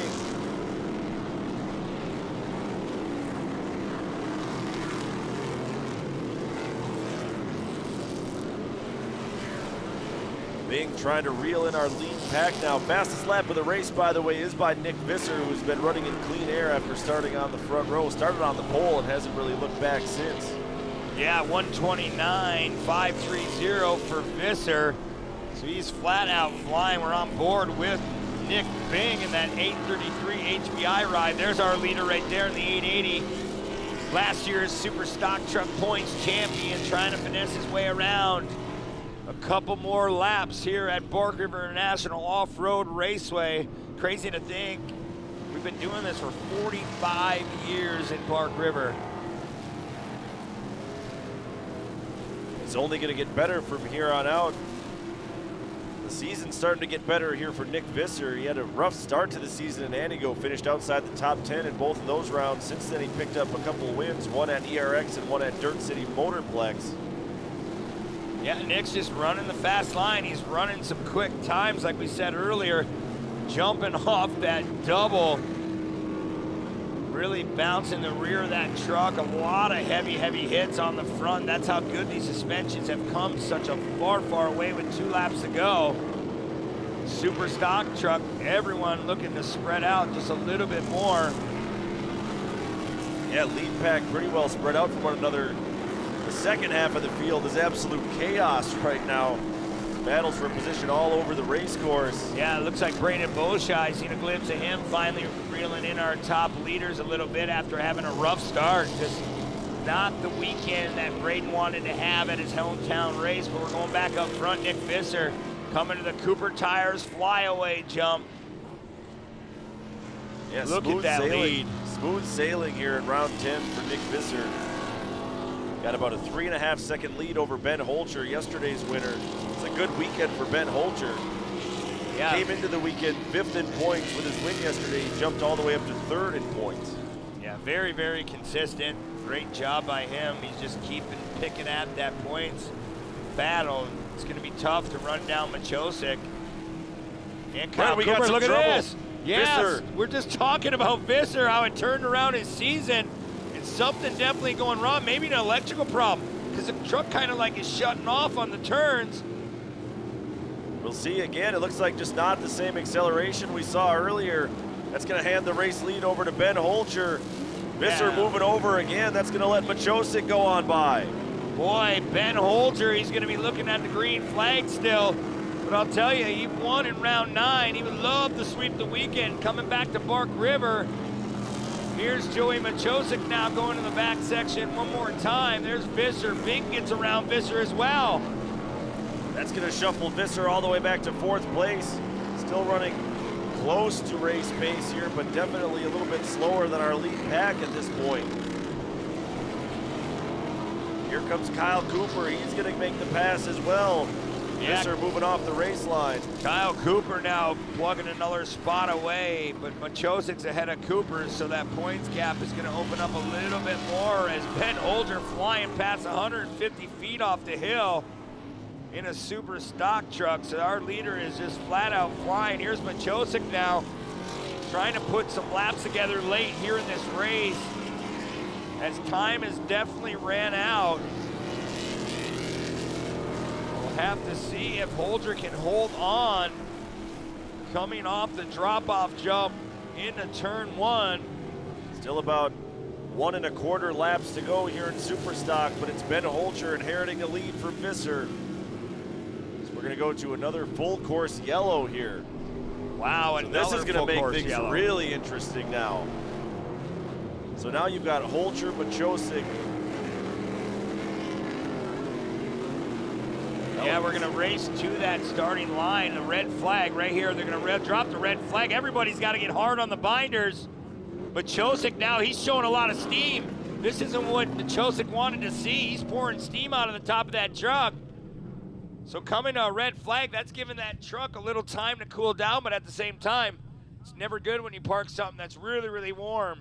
And hopefully the truck is healthy. It's Ben Holger, Joey Machosik, Nick Visser, and you can see on that restart, Visser's just sitting there like a dead duck, no power under the hood. Yeah, they're gonna drive around Nick Visser once again. He's gonna stick to one line here. Here comes Kyle Cooper now, gonna try to get a spot. Trey Beauchamp there as well. They're gonna go 3 wide. Beauchamp puts a door into the side of Visser. That's gonna collect Cooper. He's almost high-centered on the berm. Yeah, Beauchamp came right across the track and went right in the side of Visser. Cooper now getting a chance, try to get a spot back, but he falls back. Another one, here we go. 1 lap sprint to the finish here in Super Stock Truck. We'll see how it all shakes out here on the final lap. There's Ben Holger going into the cemetery turn. One final time, creeping his way back, looking to sweep the weekend here in Bark River. Such a strong run in round 9. Joey Machosik, he wants to spoil his dinner. He's trying to reel him in. There's less than a half a lap to go. About 4 car lengths between Holger and Machosik, but Machosik on the charge. Trying the high line into the right-hand sweeper. Yeah, Joey went on that fluff. It really hurt him there. He has to recollect his thoughts, try to get up to the back bumper, set himself up for this last turn pass. There's 2 more chances for it right here out this tabletop. Bing is almost within striking distance too. We're gonna see Machosik trying to set up a move over the next couple corners. Yeah, Machosik, he's just not there. Holger opened up that gap a little bit more, so he just has to be patient, stick that nose down on the bottom. Machosik trying to find the cushion down there in turn 1. Holger getting away a little bit. Bing trying to close the gap to Machosik. It's the last time they'll come into the County Road corner. Well, Ben Holger, he's smooth through these final 2 turns. He's gonna sweep the weekend here in Bark River. Machosik across the line 2nd, Bing is 3rd. Then it's Trey Beauchamp, Kyle Cooper in 5th. Jorgensen with a hard-fought 6th. Then it'll be Wold, Heikela, Wilson, and Struck.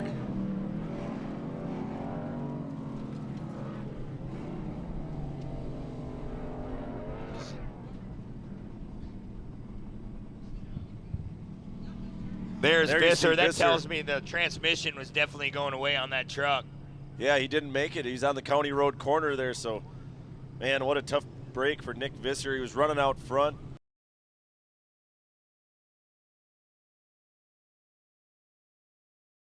Nick, after a tough day yesterday, you got to feel good to get back up on the box here today, huh?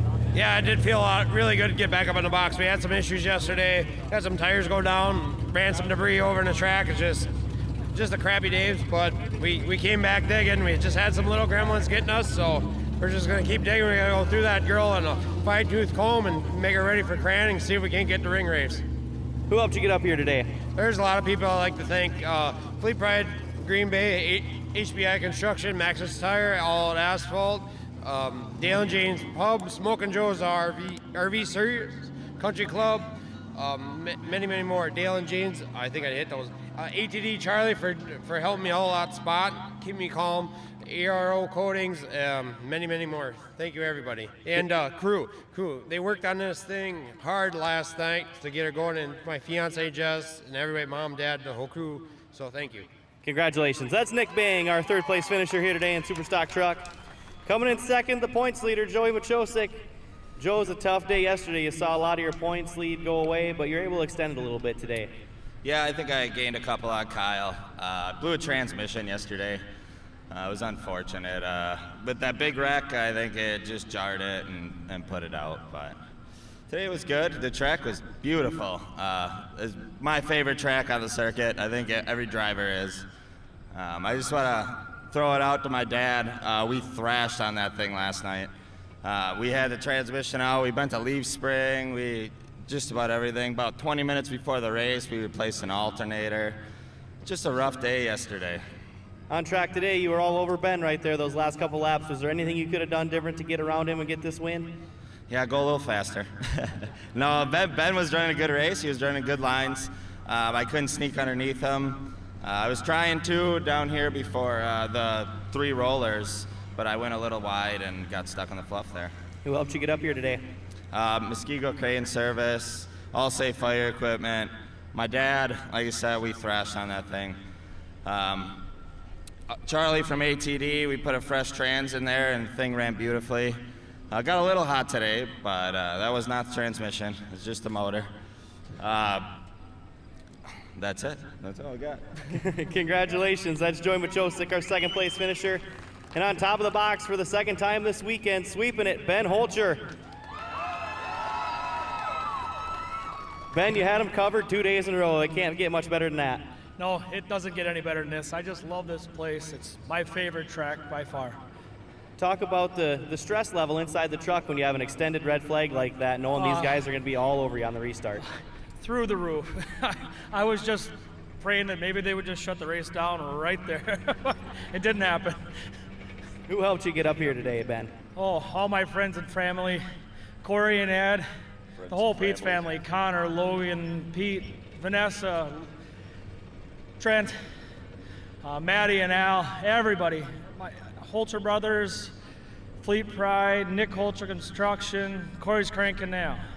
Congratulations, Ben Holter. My wife. That's the most important one. I'm glad you got that in there. Ben Holter, our winner today in Superstock Truck. Just pay attention, the green flag's about to fly, and there we go. No hesitation by our pole sitter. Sam Brazy, that number 19, he brought John Coomer along with him in the 44. They're going to lead this huge field down into turn 1 the first time. Fisher on the inside makes some contact with Carlson. Here comes Jorgensen. We've seen him on top of the box already this season. Trying to work his way forward early on.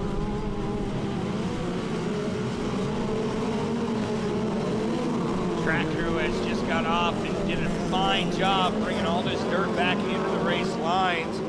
We have a lot of equipment, a lot of volunteers that help here on this weekend, keeping this moisture in the track. It's very warm out here in Bark River as we're going back towards that cemetery turn. A couple different lines coming into this section, Shane. Yeah, you see Carlson setting up way outside, Coomer staying down to the bottom all the way around. It looked like Coomer had the faster line there. He's trying to run down Sam Brazy.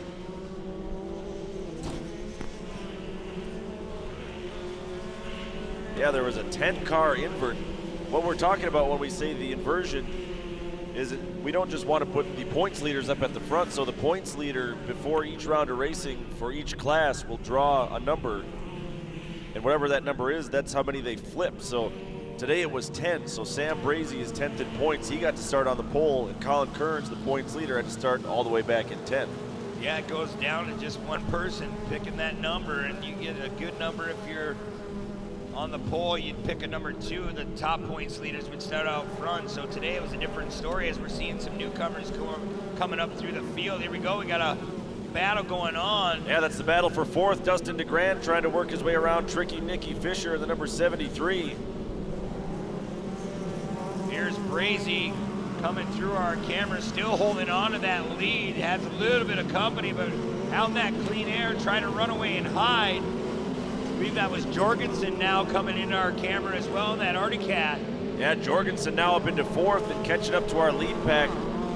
Here's the 44 of John Coomer, currently running in 2nd, trying to run down our race leader, Sam Brazy.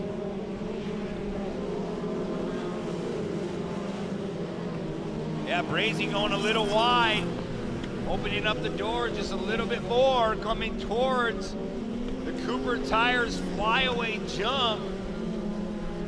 Such a blind jump, you have no idea what's on the other side of it as they fly off, coming into this hard right-hander once again.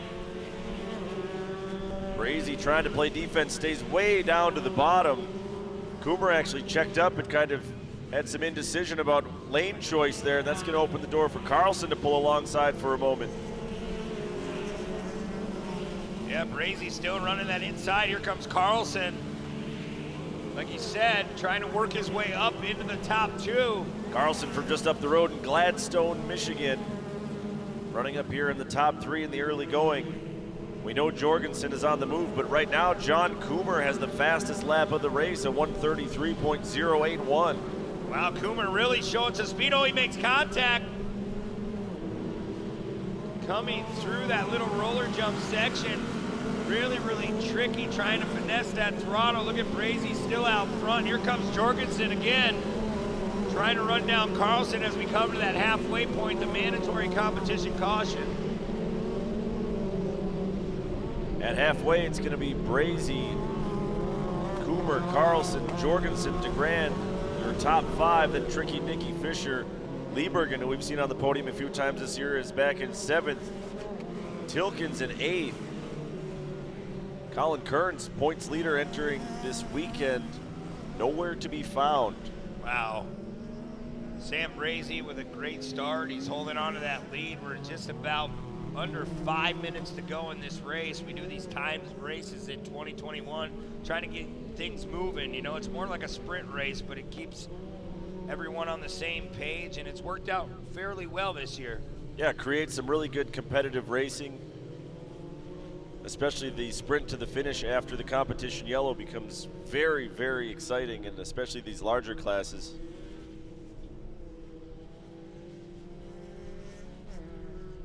So Brazy's gonna take the field around following Richie Kuloff in that pace car coming over the hill jump. Later on, Shane, you know what we've seen in round 9, the air time out of those Pro Light, Pro 2, Pro 4 trucks just skying. Even in Pro Mod, people gotta realize that the Pro Mod side-by-sides, they're doing lap times at some of these tracks the same as the Pro 2s, sometimes maybe a little faster. Yeah, those Pro Mod side-by-sides have the same or better horsepower to weight ratio compared to a Pro 4. So lightning fast, very light, nimble cars. We see the entirety of our field now collected here. It'll be Brazy to restart that. Coomer in 2nd, then it's Bryce Carlson, Jake Jorgensen. Keep an eye on those top 4 drivers as we come back to that green flag restart. Brazy doesn't waste any time. He puts it in gear and takes off. He's gonna come into turn 1 with that hole shot on this restart. There's Carlson trying to put together some corners to catch up to these top 2. He's really doing a fine job in that race-driven ride. Carlson holding off the charge right now from the 16 of Dustin DeGrand. Meanwhile, Coomer has taken over the race lead, so John Coomer from Plymouth, Wisconsin, your new race leader, and immediately stretching his legs, leaving Brazy and the rest of the field behind. Wow, here we go.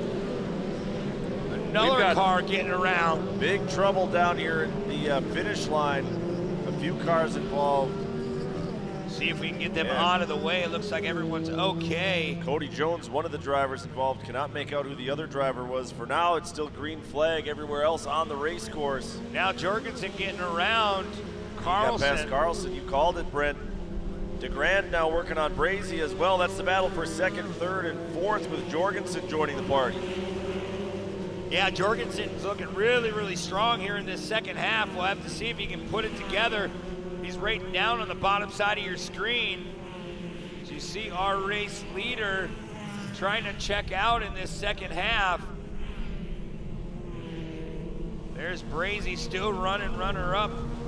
There's Jorgensen in that number 11 Artie Cat trying to put the pressure on the top three.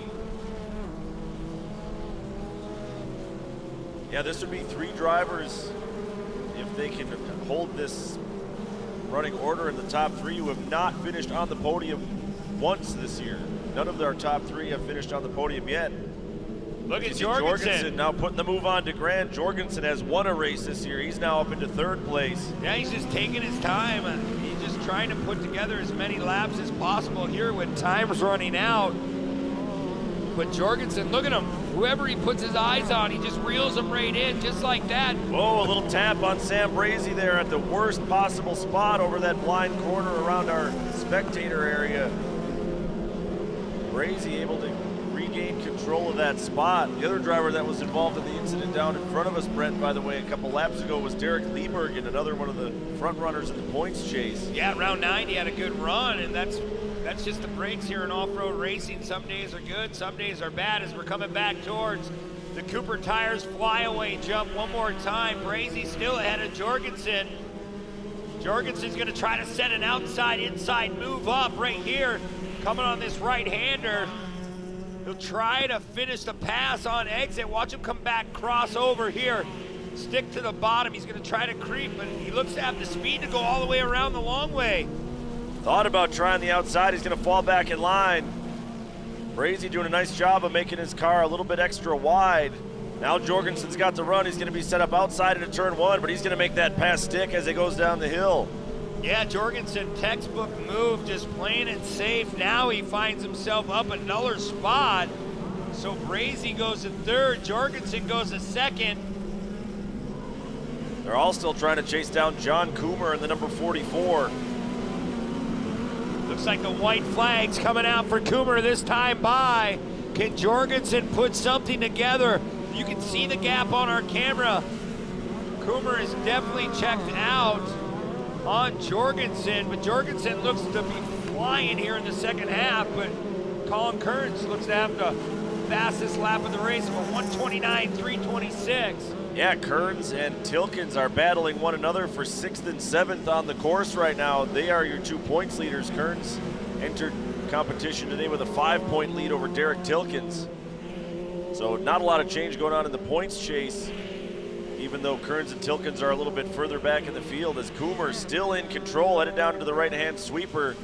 About a 20 car length lead over Jorgensen and the rest of this field. Yeah, it's a big gap here on the final lap at Bark River International Off-Road Raceway. We weren't able to come here in 2020, but we're making up for it here in 2021.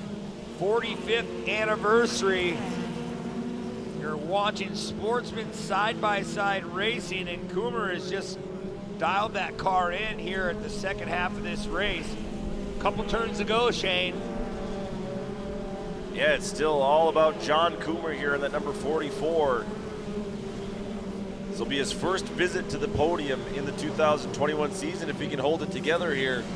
Yeah, it looks like he's gonna do it. John Coomer in the 44 gonna take the win. Second will go to Jake Jorgensen. Third will go to Sam Brazy. A good run for Sam. No, that was Dustin DeGrand across the line in 3rd. So sorry, my paperwork here is a little messed up. DeGrand with a good run as well. Tilkins was across the line in 6th. Kearns will be 7th, so that points chase now separated by 3 points. Kearns will still be your unofficial points leader, but Tilkins only 3 points behind with 2 rounds of racing remaining as we take another look. We'll grab our 3rd place finisher here, Dustin DeGrand. Dustin, 2nd podium on the season. How does it feel to be back up here? Oh, it feels great. Track settled in real nice. The water went away. I switched to car tires today, and they were just hooking up great. So, what was the difference in the track grip-wise like today as compared to yesterday? I don't know. I was running a different tire yesterday, and I just hooking up way better today. So it was great. Who helped you get up here today? Bass Reaper Baits, B&B Off-Road Repair, Power Sports 1, RB Custom Farms, everybody else that helps out, my spotter Adam, my wife. I want to give a special shout out to my buddy up here. His first podium, he's number 1 today, and I was up here for it, so that's awesome. And I want to dedicate this one to my grandpa. Hopefully he's watching. He told me to get up here and win this weekend. You did it, man. Congratulations. That's our third place finisher, Dustin DeGrand. Coming in second, Jake Jorgensen. Jake, a big invert today. You had to pass a lot of cars to get onto the box. How'd you do it? Patience, a lot of patience. Really, you got to hit your marks here. I've been saying all weekend, it's hard to gain but easy to lose, so you kind of had to let them go wide and make their mistakes. I ran out of tear-offs halfway through, so using your glove, that was a little bit difficult, but no, just happy to be up here for sure. Who helped you get up here? The whole Speedworks crew, Trailer companies for getting us to the races, Fly Racing, Articat, Fox Shocks, Northern Chill, Western Power Sports, Aquamate Swimming Pools. My grandpa for sure, I always thank him because it means a lot and he's my biggest supporter. So yeah, everybody who supports us, thank you very much. Congratulations. That's Jake Jorgensen, our second place finisher. And on top of the box, first podium, first win, John Coomer. How does it feel, man?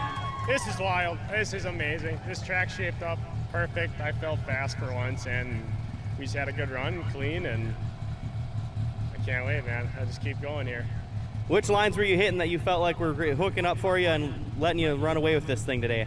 What was that? Which lines were you running today that you felt like were really hooking up and allowing you to run away with this thing? I just kept it tight in the inside, try to protect my lines, but yeah, try to find a fast line as well. Who helped you get up here?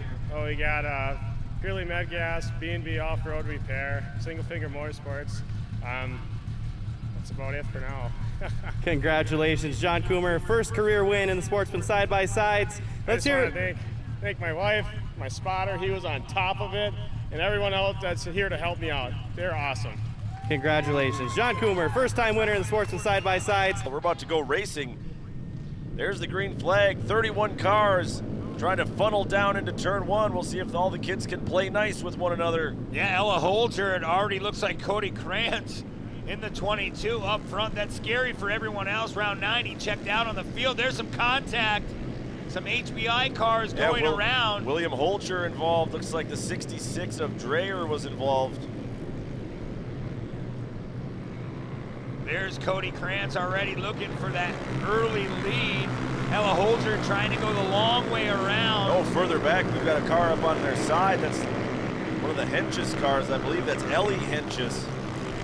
She's stuck on her side. Looks like she may have collected Winnestorfer in that, as well as Harper Prost. So tough day there for those three ladies.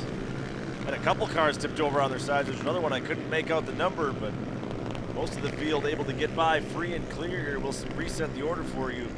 It is Krantz, Olsen, Ella, Denninger, and Wassenberg, your top five. So already the cream has kind of risen to the top here in the 170 side-by-sides. Yeah, the fast guys are out front. The fast girls are out front. That's who we see is Krantz in that 22. Like I said, round 9 and all season long been so fast. There's Ella Holzer in that HBI ride.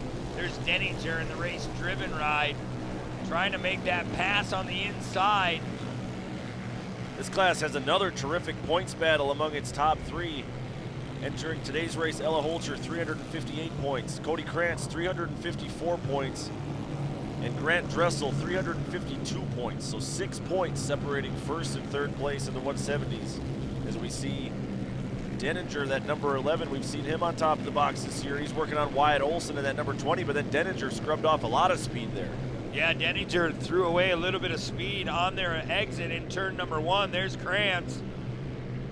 Wyatt Olsen, then Jack Betts in that 96.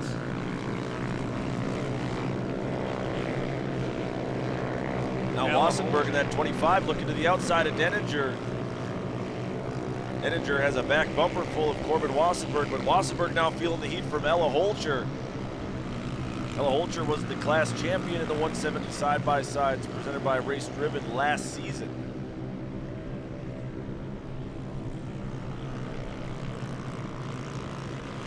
Crossing what will be our finish line later in this race. About 4.5 minutes to go in this one. Krantz still with your lead. There's Denninger trying to do what he needs to do to work his way up to the front. Oh, Denninger gets crossed up again. That's going to let the 25 of Wassenberg pull alongside. Well, Denninger showing the acceleration there. Pulls back in front of Wassenberg. And there's Ella Holzer now going to the outside of Wassenberg. Yeah, they're all tied together, trying to make something happen. Ella Holger is going to go on the outside. 4 cars, second, third, fourth, and fifth coming down into turn 1 in one huge pack there. All trying to chase down the Bikeman ride. 22, Cody Krantz from Scandia, Minnesota. Oh, car goes around. That's Denninger. Yeah, Denninger's been having some issues with, swapping sides a little bit, like tank slappers through some of these corners. So running right on the ragged edge of control. That's going to let Harper Hughes get up into the top 5. Harper Hughes has one of the greatest classics drivers of all time, Dale Chestnut, in her ear during these races. Green flag still out this time, buying the Razor 170s.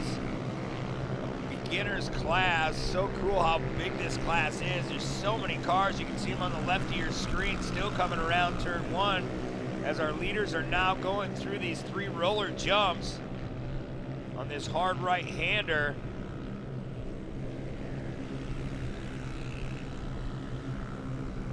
Wassenberg in that 25 still working on the back bumper of Wyatt Olson. Olson's been putting together a couple of good weekends here. No worse than 4th in the last 5 rounds, including a 3rd place finish yesterday in round 9. But Wassenberg puts the move on him there, so that's going to move Wassenberg up 1 spot.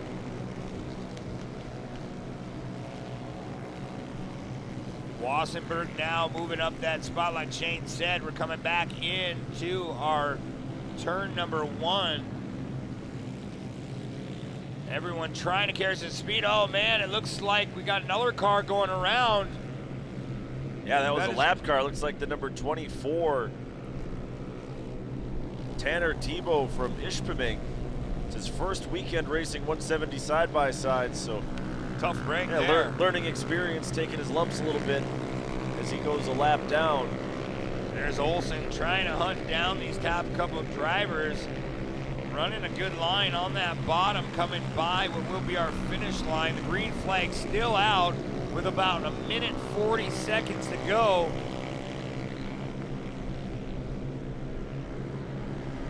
Wyatt Olson trying to gain that ground back on Wassenberg. That's the 2nd and 3rd as they head toward the right-hand sweeper.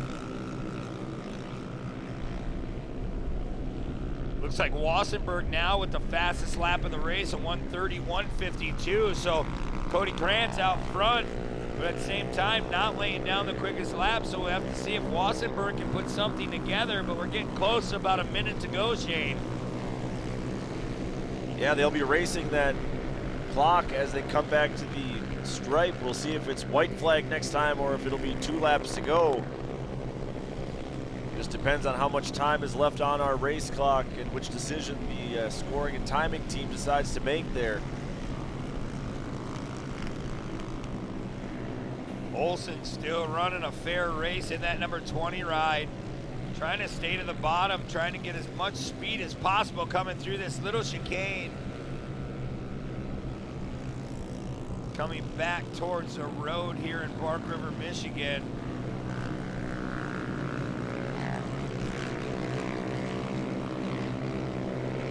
William Holcher in that 25 car. Still holding on to that spot.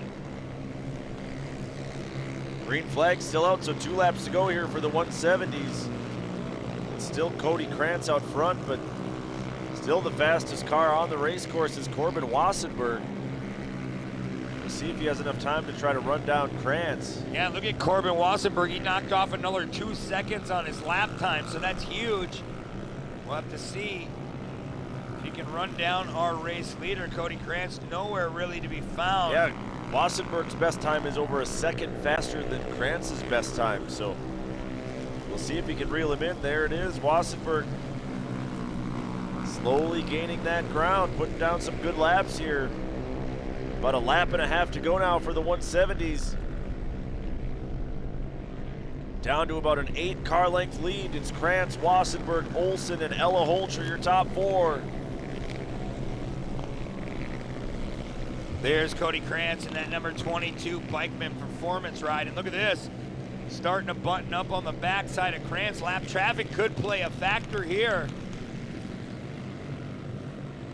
Wassenberg showing a lot of speed, still gaining that ground. He just cut the lead down to nothing. He's going down to the inside of Krantz, and Krantz might be a little off the pace here because Wassenberg just walked on by him.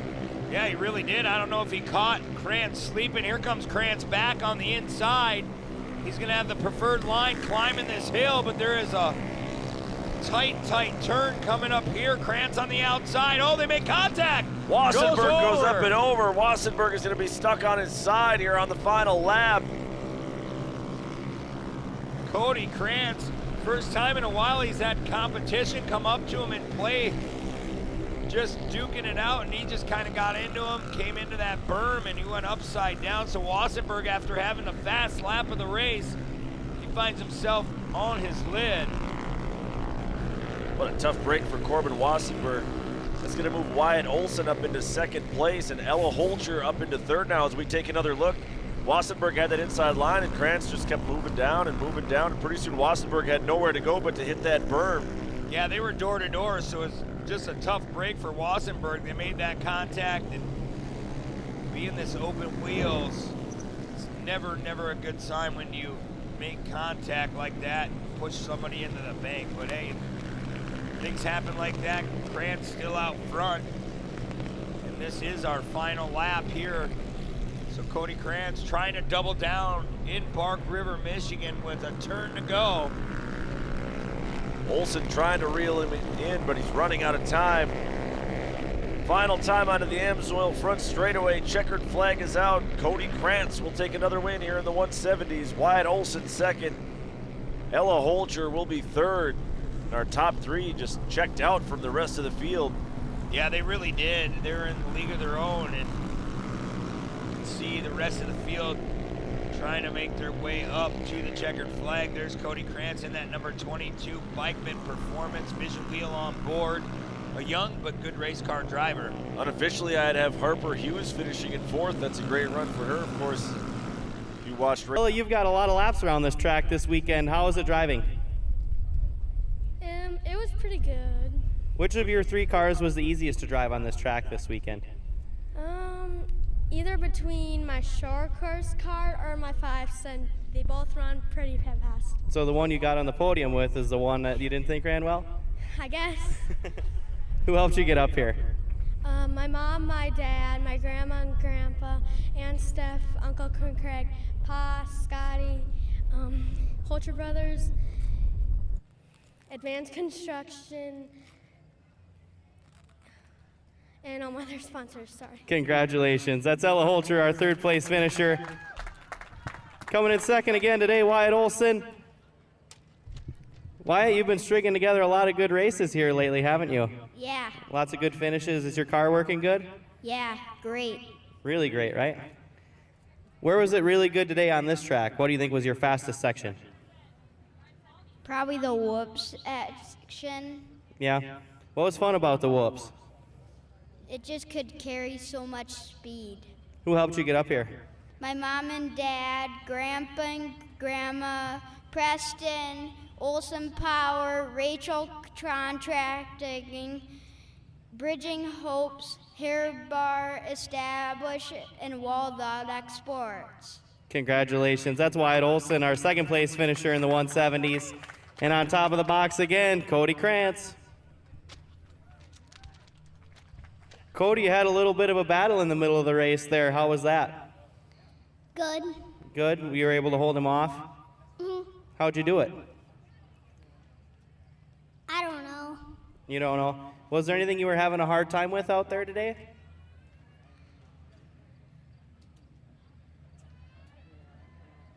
It didn't look like it. You looked like you were pretty fast out there. Yeah. Where do you think was your fastest part of the track? What's your favorite spot? Probably the split lane to cut around the whole other part of the track. Yeah? Who would you like to thank? My mom and dad, Bikeman Performance, Torque Link, MRT, Clutch Energy,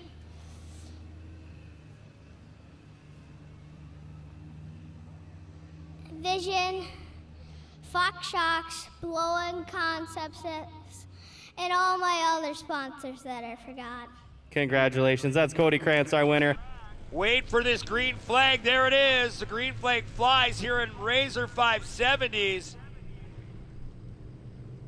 Down the hill they go, headed for turn 1 at the bottom of the hill.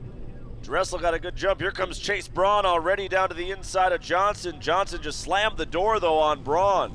Yeah, Chase Braun trying everything here early on. There's Andy Johnson in that number 13, filing in behind Dressel.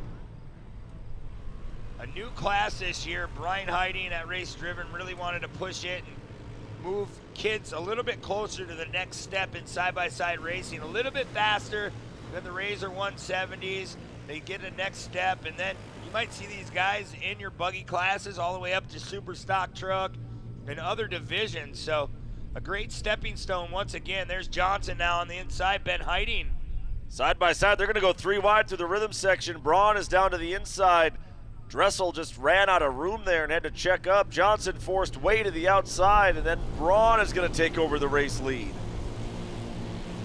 Braun now taking over that top spot. Johnson now trying to go outside, inside, trying to get into that second place position, but Johnson going a little wide.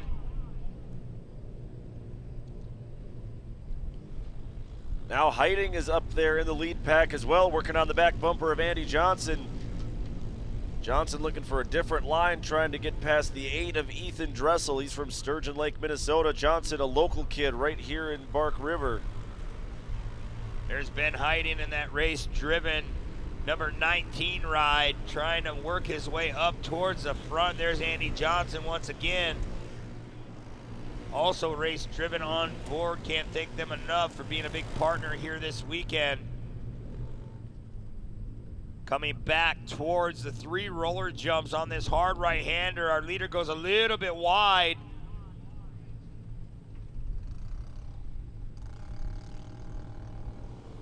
Johnson still working on that back bumper of Dressel at the top of the hill coming out of the gravel pit turn.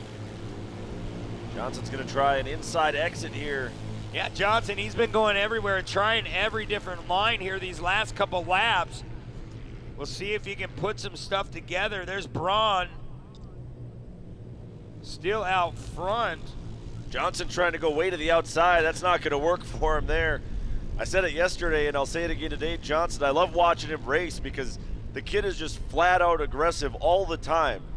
Yeah, he always has 2 hands on the steering wheel. He's driving the socks off that thing. He wants to go as fast as possible. Coming by what will be our finish line. Green flag still out. It's Dressel, Johnson, Ben Heiding working his way through as well. Andy Johnson now, he seems to be so fast on the straightaways, and then he pushes a little bit wide. So if he cleans it up, he definitely has the speed to catch these front runners. Yeah, he's just got to put together a couple laps here, put together some consistent lines. Nobody doing that better right now than Chase Braun. He was the winner yesterday in round number 9. And that was already his 6th win on the season. So he's looking for win number 7 here in round 10. Wow, a lot of wins under his belt already. There's Johnson again trying to run down Dressel. Right here, look at the speed that Johnson gets. So he's got a lot of straightaway speed, and then he pushes wide, goes in that loamy soil, and takes everything that he gained away. Yeah, again, just blew that corner. Meanwhile, Dressel slowly reeling in Chase Braun. Yeah, while Dressel, he's found something on that inside line, sticking close to those tractor tires. Green flag still out. About 3 minutes to go here in 570 side by side. Dressel trying to make this a 2-car race for the lead here. Trying to catch up to that back bumper of Braun. Well, Dressel's right there. He's about 2 car lengths behind Braun. Braun's going to have to keep the loud pedal down because Dressel's really working his way up. Well, Andy Johnson not going away. You're right, Brent. Johnson showing a lot of speed, but he just keeps making those mistakes. Looking at our electronic timing, Ethan Dressel, that number 8 car in 2nd place, has the fastest lap of the race on the previous lap when he gained all that ground on Braun.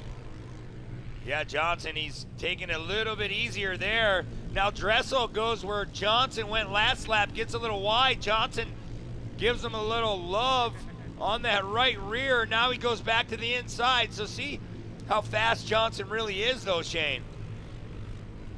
Yeah, I think he's settled down a little bit too after those first couple of laps, and he's finally starting to put together some smooth lines. Now we've got a full-fledged battle for second place. Johnson trying to reel in Dressel. Here comes Andy Johnson. Nice move there. He buttons up on the back. This is another strong point for him at Bark River, especially right here. Watch him. He tries to put these roller jumps together as he climbs this tough layout through the gravel pit.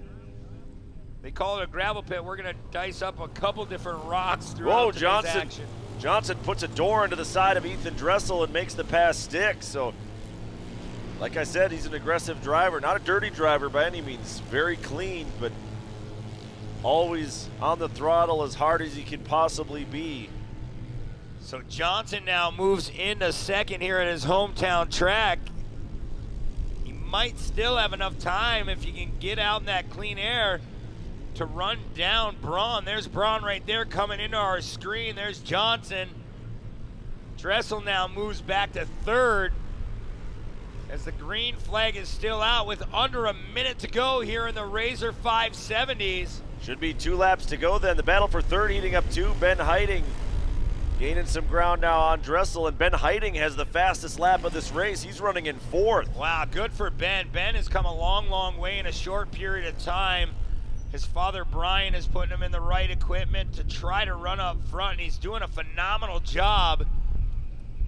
His father owns Race Driven. We can't thank them enough, like we said earlier. It takes a lot of great companies to put on an event like this.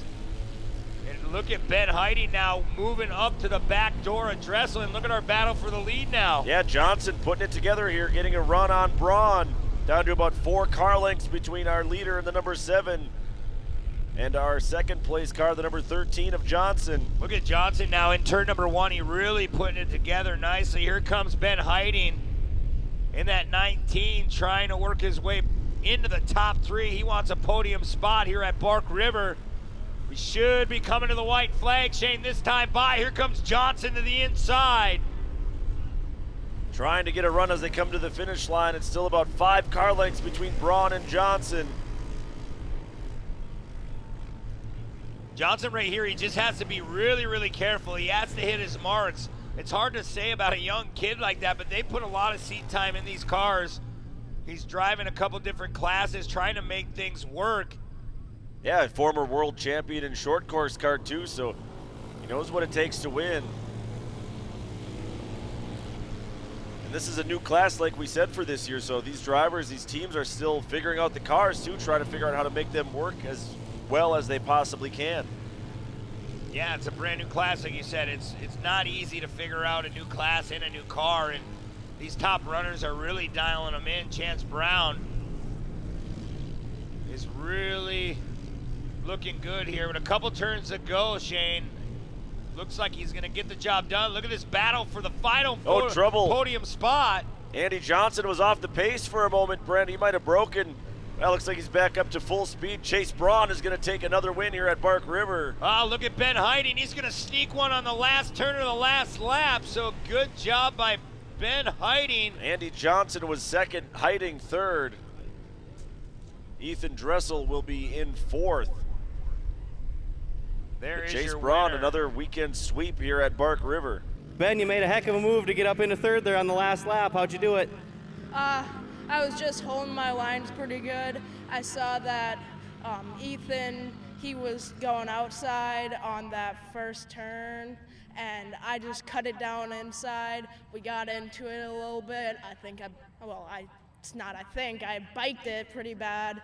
And then that next, before the whoops, he got me back and drifted out wide, and I just went in and took it home. How cool is it to be on the podium here at your home track? It's awesome. Couple weeks back, we were testing, and me and Andy out here, we were trying to see what lines we were going to take, and I think that helped a lot. But yeah, I'm just happy to be up here. Who helped you get up here? Race Driven, Vision Wheel, Wrecked Racing Group, my dad, my mom, my spotter, Brian, and Bob, Mike, just everyone in the pit crew. Congratulations. That's Ben Heiting, our third place finisher here in the 570 side-by-sides. Coming in second today, Andy Johnson. Andy, you had to do some battling with Ethan Dressel too. Tell me how you saw it from your vantage point. Just starting in second, I led that all the way, and then me and number 8 were battling the majority of the time, and then Bronze got past me, and then just carried second all the way through. Ben mentioned you and him were out here testing here a couple weeks ago. How much of an advantage is that when you get some laps on this track ahead of time? It gave us quite a bit of advantages, but you know, I mean, we weren't versing anybody on the track, but now we were. Same question as Ben. How cool is it to be on this podium in front of your hometown? It's pretty neat. It's awesome. Who helped you get up here? My dad, JP Racing Fuels, Transmissions and More, Race Driven, my mom, my dad, my friends that come out to watch, everybody. Congratulations. That's Andy Johnson, our second place finisher here today in the 570 side-by-sides. And on top of the box yet again in this class is Chase Braun. Chase, you made an awesome pass early in the race to get the lead. You went 3 wide. How'd you do that? I don't know. I didn't realize I did that. Well, you got up to the front and you ran away. What lines were working for you around this place today? More towards the outside, because then I don't really have to brake or anything. Was the track conditions today any different than yesterday, or is it pretty similar? It felt about the same. Who helped you get up here? My dad, Matt, John, Don, HBI, Auto Pro, and Pro Car. Congratulations. That's Chase Braun, our winner today in the 570 side-by-sides. Let's get one more round of applause for this whole 570 podium. Ben Heiting in the number 3 spot, Andy Johnson coming in second, and Chase Braun on top of the box again. With Pro-Am side-by-side, can Berger get the job done here in round 10? Good jump by Berger. He's going to leave Kleist out in the soft stuff. Kleist trying to battle back on the inside of turn 1, but Berger has the line. Yeah, look at Kosmecki going way to the outside. Yeah, Kosmecki just stayed on the loud pedal. He's going to bring one of the Marquardt boys through the field. Well, both of them are coming along for the ride. Yeah, Tyson and there, Dylan. But so's Dylan. They're a little bit of a tangle behind between Christensen and McGee.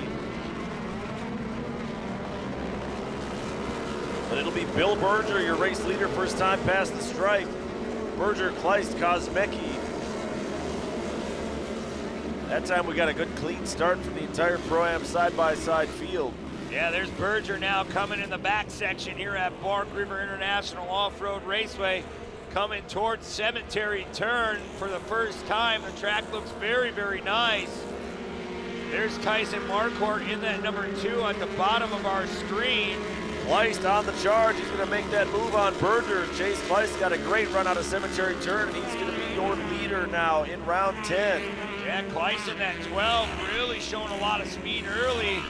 See if Berger can try to sneak back underneath, so maybe Berger got caught sleeping in that back section. Here comes Marquardt. Tyson trying to run the long way around. Berger pushing him out of the line. Yeah, nice job there by Berger, just forcing Marquardt off the race line. Textbook defense move there by Berger in that number 75 car. Yeah, look at Berger shooting to the bottom once again. Kleist. Yeah, he's trying to turn that car. Berger's trying to keep Chase Kleist honest out there in the lead. Third place, Tyson Marquardt. Then it's Dylan Parsons, who was on the podium yesterday and swept the weekend in 1600 buggy. And Dylan Marquardt, current points leader, is back in 5th. There's Kleist going by our camera. Berger now heading into the back section. Look at Marquardt really trying to dig deep, heading over that blind right-hander. And if you race on this track, Shane, you have no idea what's on the other side of these hills. You really rely on your spotter. If somebody goes over in front of you, you're just hoping you're paying attention because it gets scary fast. Yeah, I've actually raced here, and I know that at the bottom of the hill, you pretty much pick your line and commit, and you just hope for the best. You don't really know what's on the other side unless your spotter keeps you informed. But if you're following a truck up and over the hill, you just kind of got to pick your line and stay in it. Yeah, you really do. You just have to go all out and see what happens. But we want to be safe here at AMSOIL Championship Off-Road. Look at this battle. Now it looks like Tyson Marquardt going to try to go outside, inside on Berger. Nice textbook move by Marquardt. Just a slide job like we like to call it. Beautiful move there by Tyson Marquardt. He's going to get right on the back bumper now of Chase Kleist. That'll be your race for the lead as they come down towards turn 1. Dylan Marquardt has gotten around Parsons now. He's up into 4th. He's going to go to the inside of Berger, trying to make that line stick, looking for traction. Look how close they are. They never made contact. No, great driving by both the drivers. Here comes Berger back. Speaking of being clean, all of a sudden we just get one punt and Tyson Marquardt doesn't look like no damage on that hit. Yeah, that was a big shakeup though. It'll be Kleist. Tyson Marquardt, more contact further back as Dylan Parsons gets banged into the K-rail. Yeah, something definitely gone wrong on Parsons.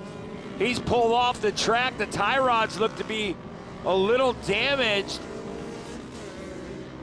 As we'll have to wait and see if he can get back. There's Parsons in that Shock Tech ride. Remember, he swept 1600 single buggy this weekend, so just a bummer deal as a mandatory competition caution came out that time by. And Tyson Marquardt, that number 2 in our camera, is the man on the move. A minute and 30-second lap time for him, so he's the fastest car out there as we look at Kleist. Yeah, Kleist started on the front row, though nobody was able to pass him, but Tyson Marquardt definitely was catching up to Chase Kleist there at the end. That's a tough break for Dylan Parsons. He's going to be at the tail end of the field on this restart. Dylan Marquardt has now gotten up into 3rd. Christensen 4th. Berger got shuffled back to 5th with that contact. So Kleist, Marquardt on your screen. Dylan Marquardt now in the top 3. Christensen in 4th. Berger moves back to 5th. And look at this. We got a left front tire going down on Dylan Marquardt. It's definitely going away very, very quickly, so it'll be interesting to see if he goes into pit lane. Well, he should be pulling out to pass the field right now to jump in if he was going to go change it, so. Yeah, I don't know, maybe a spotter don't see that. I can't see why you wouldn't go in. It's going to be hard to defend off these fast race car drivers with 3 wheels. How about Mike Caswell? Started 17th all the way up to 7th here in the early going. Wow, 10 spots. What a run for Mike Caswell in that race-driven ride. There's Berger. There's Caswell. Should be getting back to green flag racing. Kleist, Marquardt, your top 3. Here we go. We'll kind of babysit that left front tire on Dylan Marquardt's car. It's going to be really hard on this car on these right-hand turns. Whoa, up on the bike, that was Logan Christensen. Able to set it back down, but he's going to shuffle back through the field quite a bit. There's Dylan Marquardt. You see that flat left front we were talking about. Well, he's still pulling away from Bill Berger. On most of these corners, they're left-hand corners, so it won't really put a lot of strain on that flat tire, but a couple of right-hand corners, especially that sweeper at the bottom of the hill, and then through turn 1, that's going to be a real tough time to navigate those corners. Yeah, it really will be. So they probably talk to each other, to spotter and Marquardt, just saying, hey, what do you want to do? Do you want to come in and lose all those spots, or just see what you can salvage out of this? Well, Dylan Marquardt feeling the heat right now for Berger. Berger with the run up the outside, but Marquardt going to close the door. Marquardt holds on to 3rd for now. Here's our battle for the lead. Kleist now has some company once again. Tyson Marquardt trying to go on the outside, gets on the binders. Now he's trying to set up the gravel pit turn. Watch, he's side by side. He's going to try to go the long way around and sneak underneath. Now he was trying the old crossover move, ran out of real estate. Yeah, Kleist saw that coming from a mile away and just held his line down to the inside, gave Marquardt nowhere to go. Yeah, Kleist knows he's back there. You can hear Marquardt coming all over the back door. We'll see. Look at that, Marquardt just gives up a little to try to gain a lot. But Kleist is really laying down some quick times as Jay Kosmecki now our fastest car on the track. Yeah, Kosmecki pulled into the hot pit, pulled back out. He's about half a lap behind the rest of the field, just running by himself in clean air. hoping for another caution that he can maybe get back into the mix here. Yeah, his wish and hope needs to have a caution flag, but right now, here's Kleiss Marquardt going into the fastest sweeper, one of the fastest sweepers on the track. Cemetery turn. Nothing there as they're heading back towards the Cooper Tires flyaway.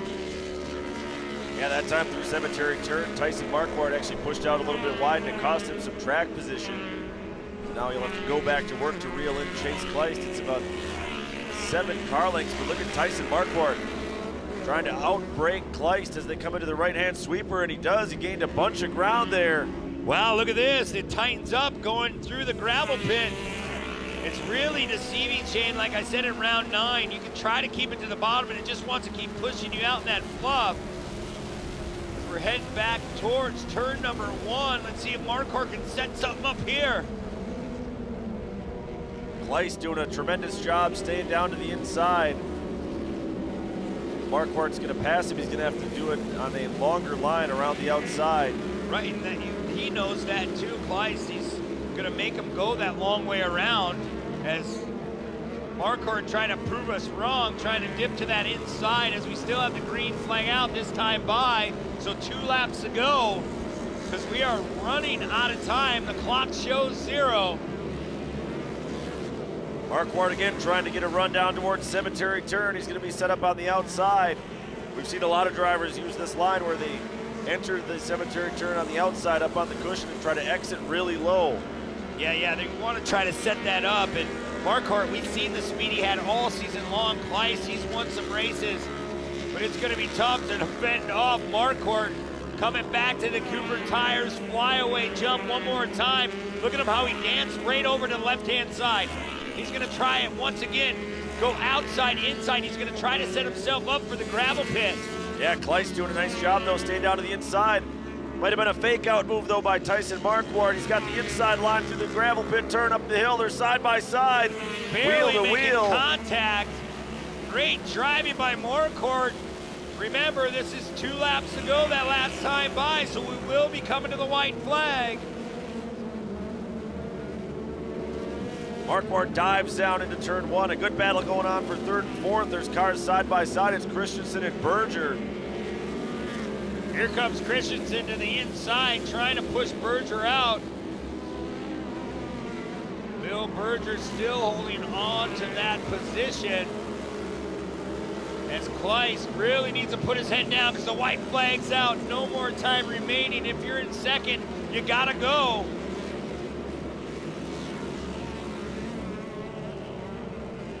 Here comes Christensen. Whoa, big smoke out of Berger, and Berger's off the pace. Yeah, Berger, it looks like he might have lost an engine or something on that one. He just went up in smoke real quick. That'll move Christensen up into the top 3. That's going to move Letourneau up into 4th. Mike Letourneau has the fastest lap of the race, and he's running in 4th. That tells you the quality of these drivers, how evenly matched they are. Yeah, they really are. Bonsaiing off that Cooper Tire flyaway jump. The track is still in prime condition. Look at this, Christensen reeling in Chase Kleiss now. This battle for 2nd is a long way from over. Yeah, Mike Letourneau now with your fastest lap of 1:27.71. As Christensen trying to give it all he can on this last couple turns. These last turns could get tricky. There's Marquardt still with your lead. Kleiss trying to defend for 2nd as Christensen trying to drive to the bottom a couple turns ago. Marquardt still with your lead. No, Christensen did not get through that rhythm section very well at all. He kind of hopped and skipped over the top of the jumps. Tyson Marquardt takes the win. Kleiss will hold on for 2nd, Christensen 3rd. Then Letourneau in 4th, and man, Letourneau was coming on strong there at the end. Yeah, really strong. How about that too? 5th place, Mike Caswell. Wow, started what in a 17th out of 17 cars. Made it all the way up into 5th. That's some good work there for Mike Caswell. 12 spots gained in that race. Yeah. Logan, podium number 1 on the year. How does it feel? It feels pretty good, man. I've had a rough start to the year. Had 4 basically DNFs the first 4 races and worked our butts off to get back to this point. Gave away the win yesterday to his brother. So thought I might redeem myself today. You had a fast car all weekend. What was working for you around this track here in Bark River this weekend? 110% my old man setup that he threw into the car with MRT wheels and muscle rims on it. There's just, I feel like I was catching these guys in the back half of the race, and they just were hooking up. Who helped you get up here today? Will be Logan, number 1, has been with us from the beginning. We got MRT, muscle wheels, Kirsten Ambos from Guaranteed Rates, my family, my wife especially, my kids. That's pretty much it. Thank you. Congratulations. That's Logan Christensen, our 3rd place finisher here today. Coming in second, 2 podiums on the weekend, Chase Kleist. Chase, you led a lot of laps today. Was there anything you could have done there in the closing stages of the race to keep Tyson behind you? Be a little bit faster. I don't know, that guy's fast. I knew he was knocking on my door in every corner, and I did all I could, but he made a clean pass. Congrats. 2 podiums this weekend for you. What was clicking? I don't know. I guess the car was just perfect. The tires were hooking up good. Kendos did good. Yeah, everything was working. It felt good, and here I am. Who helped you get up here today? Robinson Metal, GCS Flooring, Uric Excavating, Shallow Transport, Club 117, Smitty Farms, my dad for spotting, all my family, my friends, everyone who supports me. Thank you all. Congratulations. That's Chase Kleist, our 2nd place finisher. And on top of the box today in Pro-Am side-by-side is Tyson Marquardt. Tyson, you made a big move on Chase for the lead there late in the race. You had to set it up for a few laps. How'd you make it happen? I seen him a few times in that corner. He'd push out wide a little bit. I tried it the lap before, but we're pretty clean racers all around, and I don't want to do anything bad. But then I seen him do it again, and I was a little farther ahead, so I just made it happen, stuck it in there. Who helped you get up here today? I mean, my whole family, Broken Dirty team, my mom, my dad, brother. I don't know where he finished today, but good job to him. The whole team, Mark, Zippy, Edel, my dad. I already said my dad, but just everyone else. And Craig Hiberty, Lena Legend, Lena Lanes, Wooden Shoe, Aaron Precision, Revolution, Little Joe's Lawn Care, Grape Trucking, Grape Transport, MT Electric. Man, there's so many people. Thank you. Congratulations. That's Tyson Marquardt, our winner today. Kirkham's going to lead him to the green flag and doesn't waste any time. Fast start there by Kirkham, but Hester able to keep the pace. Hester's going to drive down to the bottom in turn 1. Good dry line out there that Kirkham was able to find in that 56 car, and he's going to have the early race lead as he pushes Steinhardt up the berm, or excuse me, Hester up the berm. Yeah, here comes Mike Meister. We both saw it at the same time. Mike Meister on the charge early on here. Yeah, there goes Michael Meister now to the inside. He's going to go in that back section. He's going to find himself in second. Here comes Hester back once again in that number 9 red plate. He won the championship last season, so he's looking to regain this spot as Meister takes him out of the race line. Yeah, just a good pass there by Mike Meister. Now Steinhardt able to drive underneath Hester as well, so Steinhardt into the top 3. Mark Steinhardt not having a good round number 9, so he's trying to capitalize on round 10. There is Michael Meister as they fly over that Cooper Tires flyaway jump. As Steinhardt right at the bottom left of your screen, there's Michael Meister coming through the gravel pit. Meister trying, look at how far outside Mike Kirkham went. It's very slick down there. Kirkham just could not get that car to rotate, drifted way to the outside. Yeah, it's almost like quicksand when you get out there. It just keeps sucking you into the track. So you really have to stay on that fine, fast line as here comes Michael Meister trying to go back and forth. He's going to do the crossover pass. Watch the run. He'll try to get on Kirkham. Not quite close enough to make his move there that time, though. It'll still be Kirkham leading another lap here in round 10 of Super Buggy. Then it's Meister, Steinhardt, Hester. The top 4 have completely separated themselves from the rest of the field. Ryan Schwalbe running in 5th right now. Good to see Kirkham up front, though. He's really looking strong here in the beginning parts of this race. As there is Michael Meister in that Ponzi back 94. There's a 31 Argonne Lover ride of Mark Steinhardt in the 3rd place position, looking towards Michael Meister as they crest the hill one more time, as speeds are definitely starting to pick up. Steinhardt has the fastest lap of the race here in the early laps. 1:29.657. Meister putting all kinds of pressure on the 56 of Kirkham.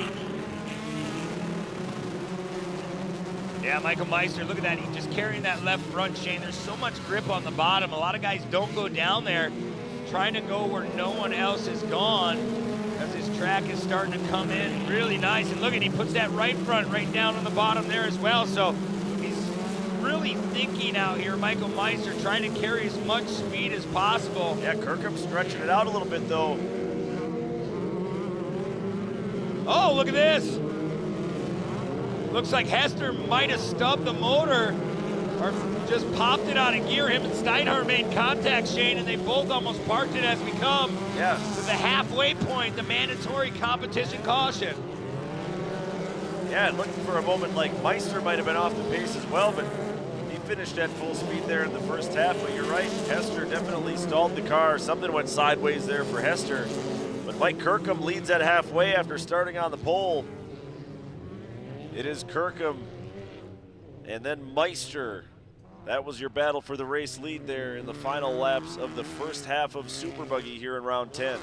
Yeah, Mark Steinhardt, a 1:27.971, so he is the fastest car on the track, and he finds himself in 3rd. So if he can get a little fresh air, we're going to take another look at what went down here with Steinhardt. Steinhardt just got a little crossed up.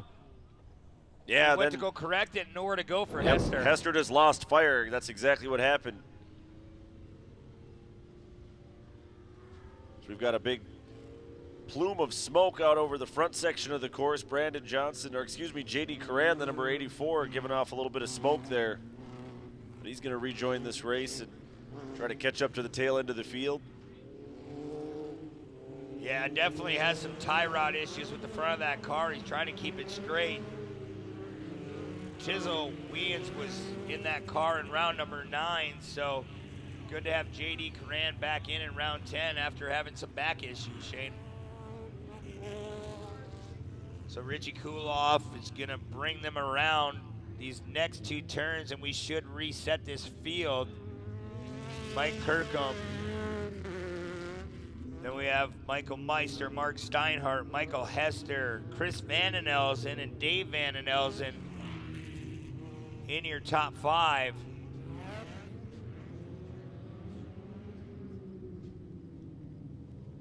So it'd be interesting to see, Shane, if Steinhardt has anything for these top 2 cars. Yeah, there was a good period of time where Steinhardt had the fastest lap of the race, but the last time through it was Mike Meister that just barely eclipsed it. As we're going back to racing here, green flag is back out for Super Buggy round 10. Meister still working on that back bumper of Mike Kirkham. Oh, look at Meister. He's going to the inside right away. Kirkham pushes a little wide. Can he stick on this pass?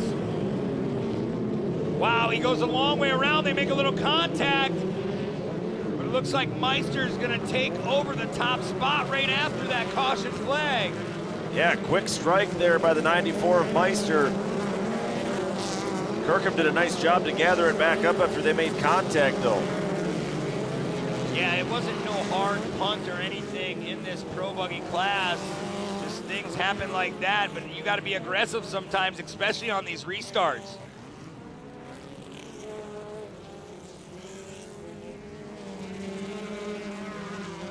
Kirkham now trying to keep pace with Meister, who won yesterday. Actually has 5 wins in a row, Michael Meister does. Now Steinhardt going to work on Kirkham. That's the battle for second place on the race course.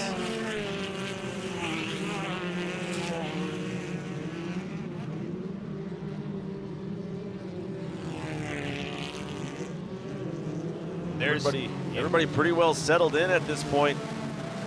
Just trying to put some laps together.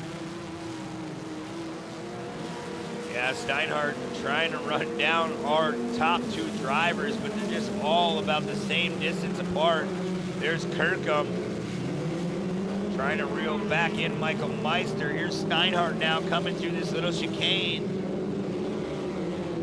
So banked there. If you play it right, you can get a nice run coming on exit. And there's Steinhardt, one of the best drivers ever to run in buggy classes throughout all of our years, Shane. We've been watching since we've been kids at Cranon Park River. Yeah, raced in 1600 buggy for so many years. Won a whole bunch of championships, world championships. Just a nice guy, too. You talk to him, he'll give anybody the time of day. He's very, very smart. Loves to be out here. He keeps coming back year after year, and he's always fast here in Pro Buggy. Well, he's trying to reel in our leader still. Or I should say trying to reel in Mike Kirkham for second place, but yeah, it looks like the field getting pretty well spread out at this point, so then it becomes about managing your mistakes. You see Hester still running in fourth, trying to close the gap back up. Meister has the fastest lap, 123.5, so just laying it down faster and faster. A full 2 seconds faster than anybody else on the race course right now is Mike Meister.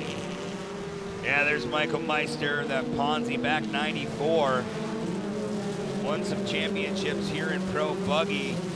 Last year, Mike Hester won the championship. He's looking to retake over that top spot, as we are definitely running out of time this time by.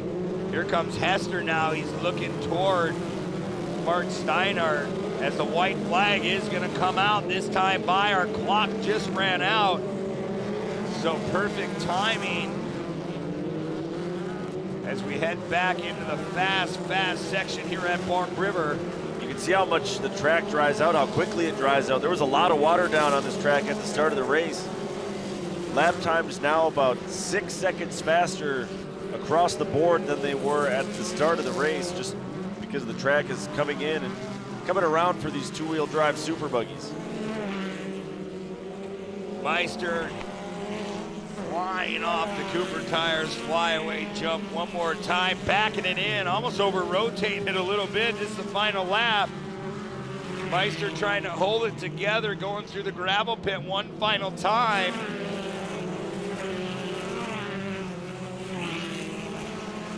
Just hanging it out, still hitting all his marks. Hasn't really made a mistake at all here in round 10, trying to make it a back-to-back. Actually, this would be 6 races in a row, so 3 straight weekend sweeps if Meister can hold on for a couple more corners. Well, he looks like he's gonna do it if all the tires stay up here with the 2 turns to go.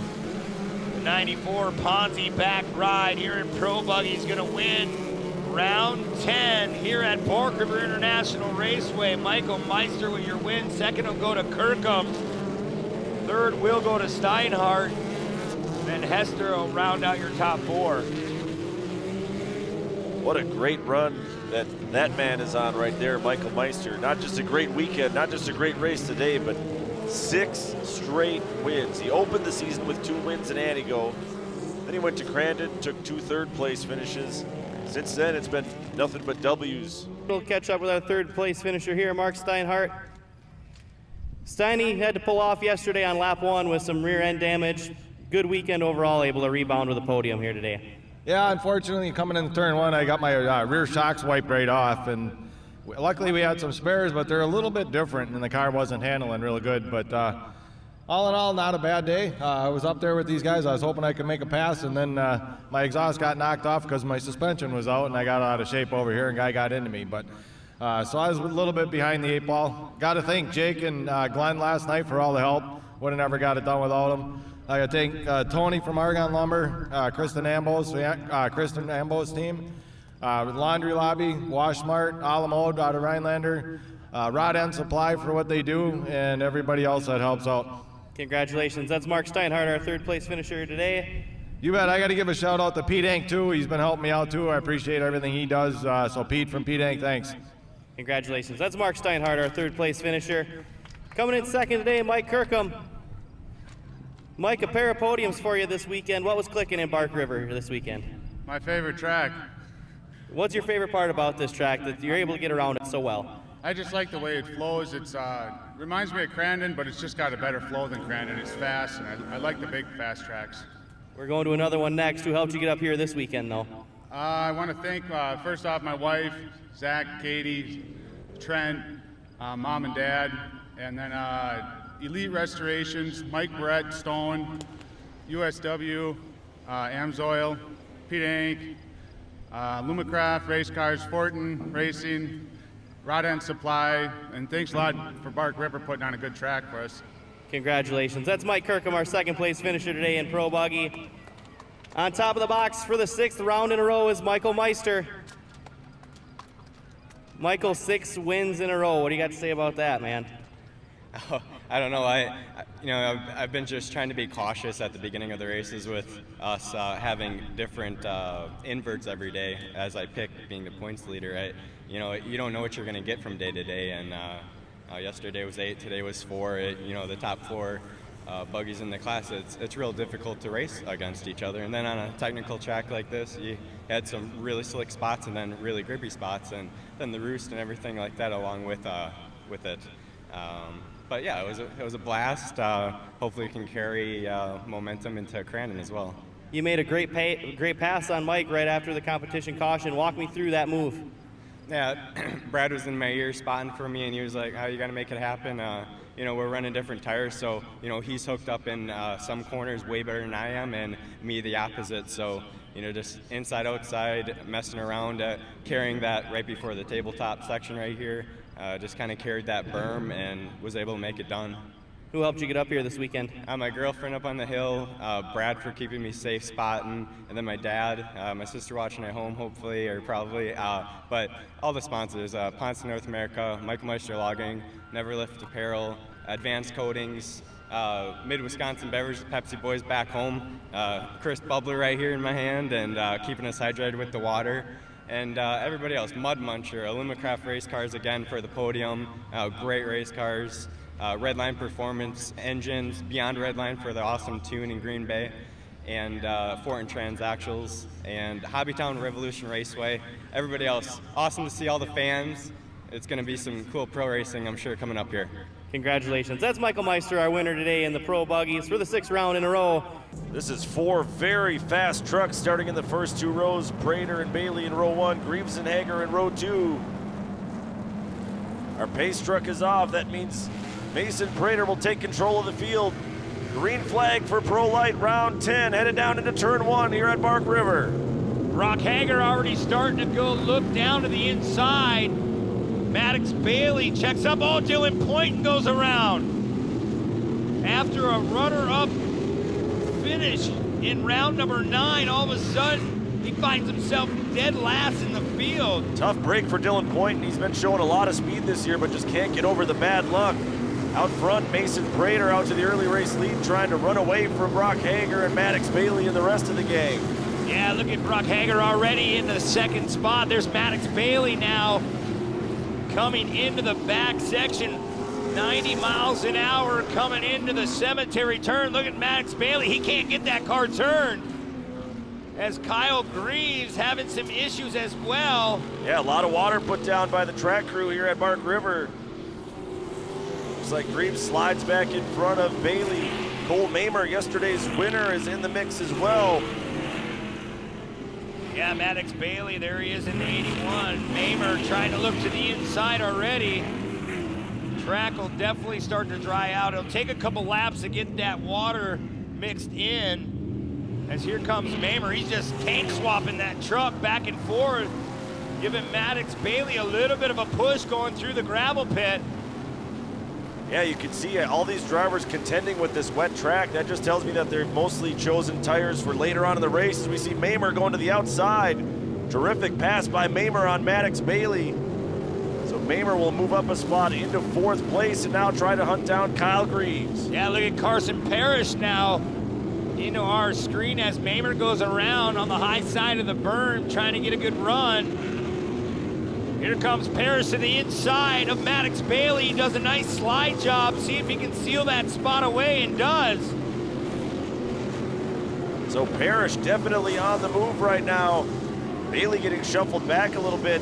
We've seen Bailey have some control issues. We talked about tires a minute ago. It could just be that Maddox Bailey chose the wrong tire, but it looks like he might be off the pace here, Brent. Yeah, Maddox Bailey last lap was not going that slow in the back section. John Holdren gets by him pretty easily.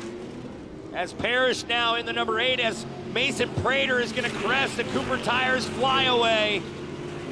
Brock Hager trying to run him down here as they head towards the sweeper at the bottom of the hill. And Hager did close the gap there quite a bit, gained about a truck length and a half on Prater. But the advantage Brock Hager has coming out of pro stock, just taking the W in round 10. Now he finds himself in second here in pro light just a little bit later on. So he definitely gets a good look at the track, Shane. He knows where the rocks are located. He knows where the holes are going to develop throughout this race. So he's really on the charge. Kyle Greaves also on the charge, trying to make this a three-way battle for the lead. Kyle Greaves has 2 wins already on the year, but this is a three-way battle as they come through County Road Corner. There's Hager, he gets a little sideways. That's gonna allow Greaves to butt into the back door. Here comes Kyle Greaves to the inside in that KGB Customs ride. Boy, Hager, he's everywhere, but he's flat out flying. A lot of speed in that Maxxis Tires number 12, but Kyle Greaves has the fastest lap of the race here so far in Pro Light. The number 34 Kenda Tires truck on the move, trying to make this pass happen on Brock Hager. Yeah, he's gonna have to go to work. Brock Hager's not an easy one to get around, but both these trucks have multiple wins in this class, so it's gonna get interesting as they fly off the Cooper Tires jump. Mamer going about 200 feet down the hill. Yeah, Mamer is joining the party here up front in this race for the lead as well. He was your winner yesterday. Finally got the monkey off his back this year after some terrible luck. He was leading towards the end of the race in round 8 in Lena and then just broke with a couple corners to go. Just so much bad luck for him this year. He finally got over it yesterday. Yeah, it's tough break. Here comes Hager to the inside. Looks like Prater made him check up a little bit, and then Hager gets into Prater. Oh man, something went wrong with Mason Prater. Here comes Greaves. A little bit more contact. Greaves onto the bedside of Hager. Mamer now in the mix. Mamer is now up into second place. Kyle Greaves is not letting the loud pedal down. Watch him as he goes in the back section off this tabletop. Mamer is showing a lot of speed, but we are coming to that mandatory competition caution, and boy, our top 4 look really fast here in Park River.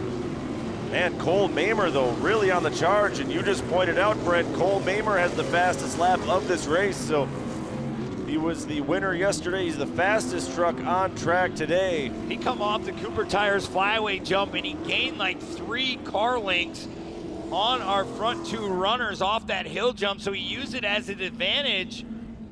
Such a cool shot. I mean, those guys are flat out pedal down to the metal, and it's not an easy jump to take as we're going to go down to the 3rd member of our team, Haley Shanley. What do you have for us, Haley? I like what we're seeing from the number 35 of Cole Mamer, who, like you guys saw yesterday and like you've been talking about, had that first breakthrough and a big win of this season in round 9, really ending a string of terrible luck. I was talking with him and the team earlier today, and they had told me that they don't know if that truck would have made it another lap in round 9. He said they were down a spark plug and some other minor issues stemming from their qualifying and practice session the day prior, but all minor issues. He said they're feeling really good heading in today, and it's showing. Cole Mamer, of course, on the move and up in that 4-way battle for the lead. Thank you very much, Haley. Yeah, Cole Mamer, he is going to be one to watch in this second half in that Falcon Tire number 35. He's got a lot going on here in 2021, putting out a Pro 4 and a Pro 2.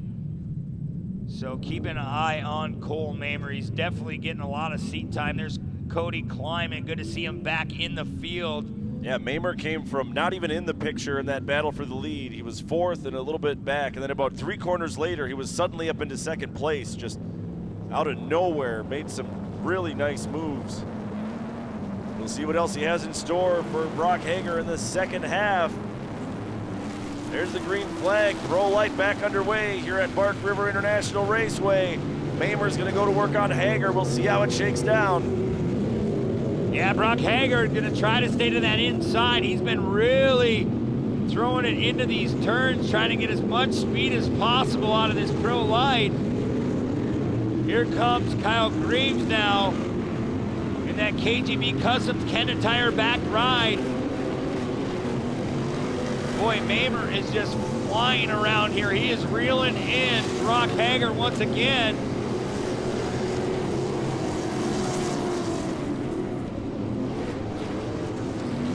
Down into Cemetery Turn again, and again, Hager and Mamer are just checking out on the rest of the field here in Pro Light. When we talk about it being a tire issue here at Bark River, you're looking at a Falcon tire on Mamer and a Maxxis tire on Brock Hager, so you get a good shot at what these tires are doing out here as they fly off that flyaway jump one more time.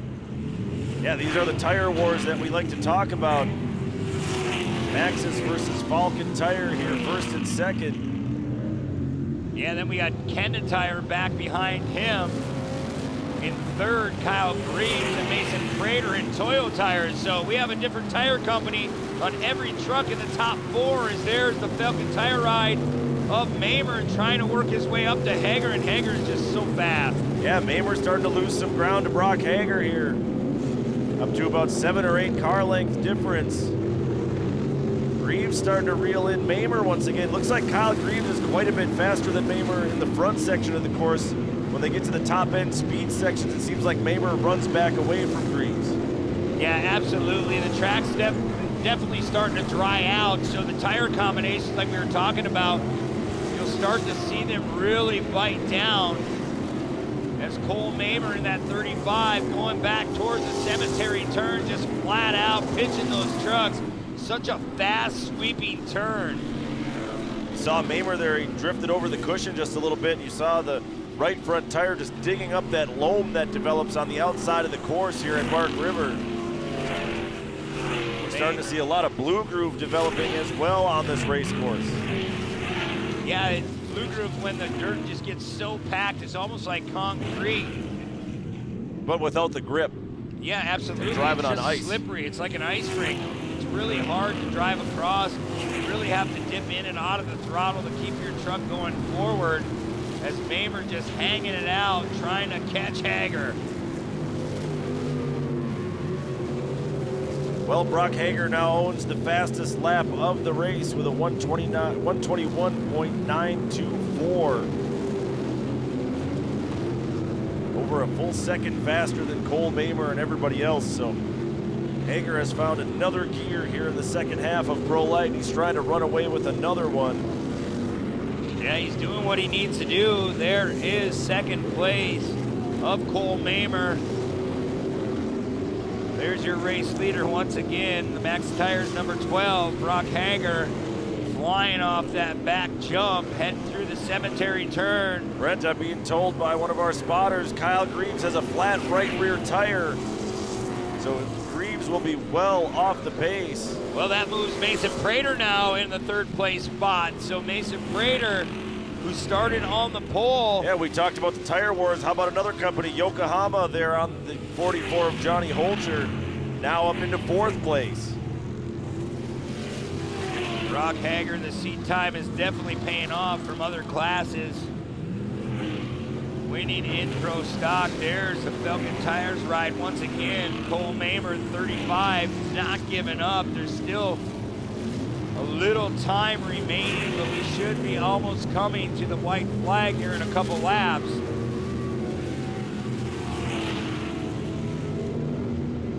The track definitely starting to go away on the bottom side in turn number 1 as they come through this little chicane.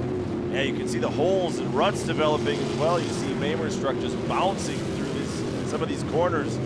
As the white flag is out, Brock Hager has one more lap to go. He's on his way to win number 7 here at Pro Light. Yeah, he's gonna have to hope for a problem or something on Hager. Prater's still in third, but he has his hands full right now with Holcher and Poynton. That battle for third getting really hot here on the final lap. There Yeah, you see look at Holcher Johnny. trying to run down Prater. Yeah, John Holger, he's running a fast line. Prater's a little bit over the cushion. So look at John Holger. He's actually reeling him in pretty quickly.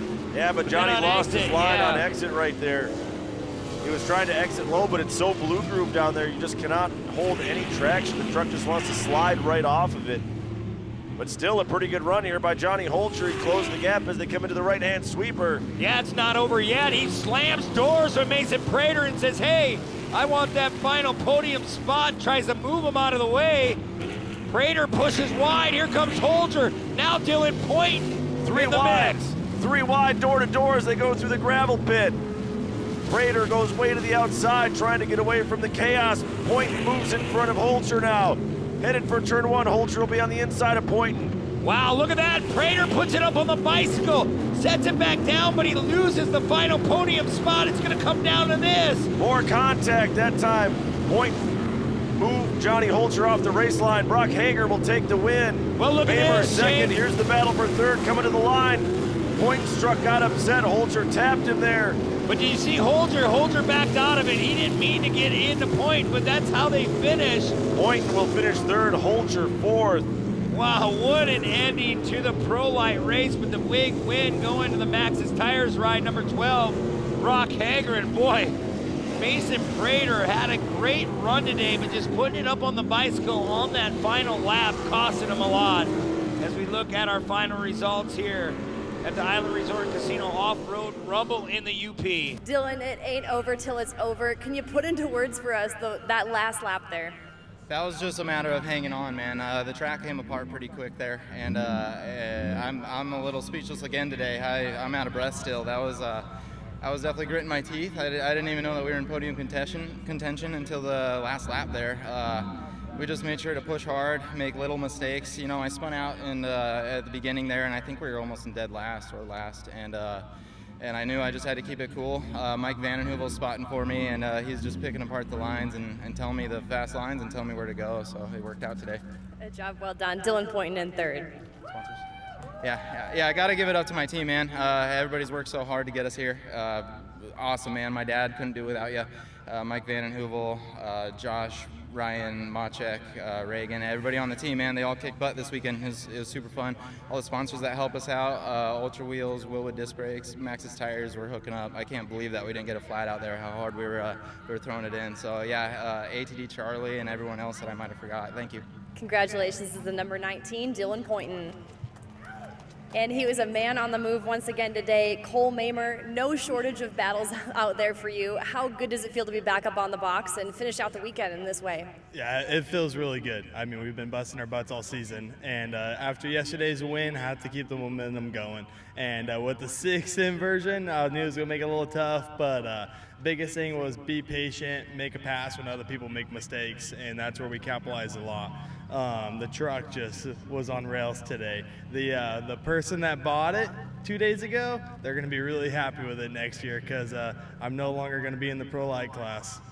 No doubt about it, they're going to be happy with it. Who would you like to thank today? Yep, thank you. I got to thank Falcon Tires. If it wasn't for them, I wouldn't be out here.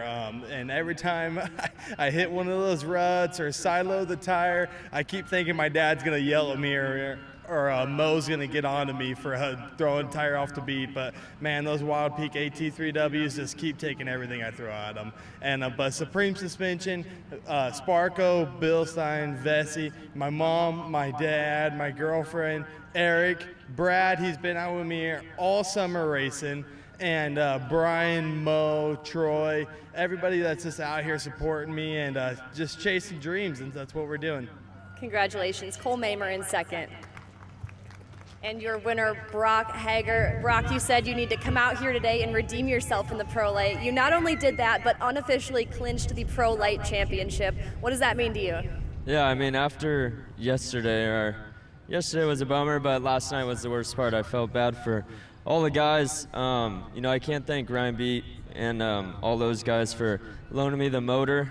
Obviously, I put a new one, my spare, in right before I came here, and then blew that one up yesterday. So thank you to those guys. Obviously, if it wasn't for them, I probably wouldn't be cruising around out here right now. But overall, the Maxxis Tires truck's been hooked up, I mean, all year. It's been super consistent. I had a solid podium streak going, and I tried to keep it alive yesterday, but she fell short pretty early. But overall, I'm pumped. I mean, congrats to these guys. It's always so much fun racing with all them. Thank you to everyone that offered help.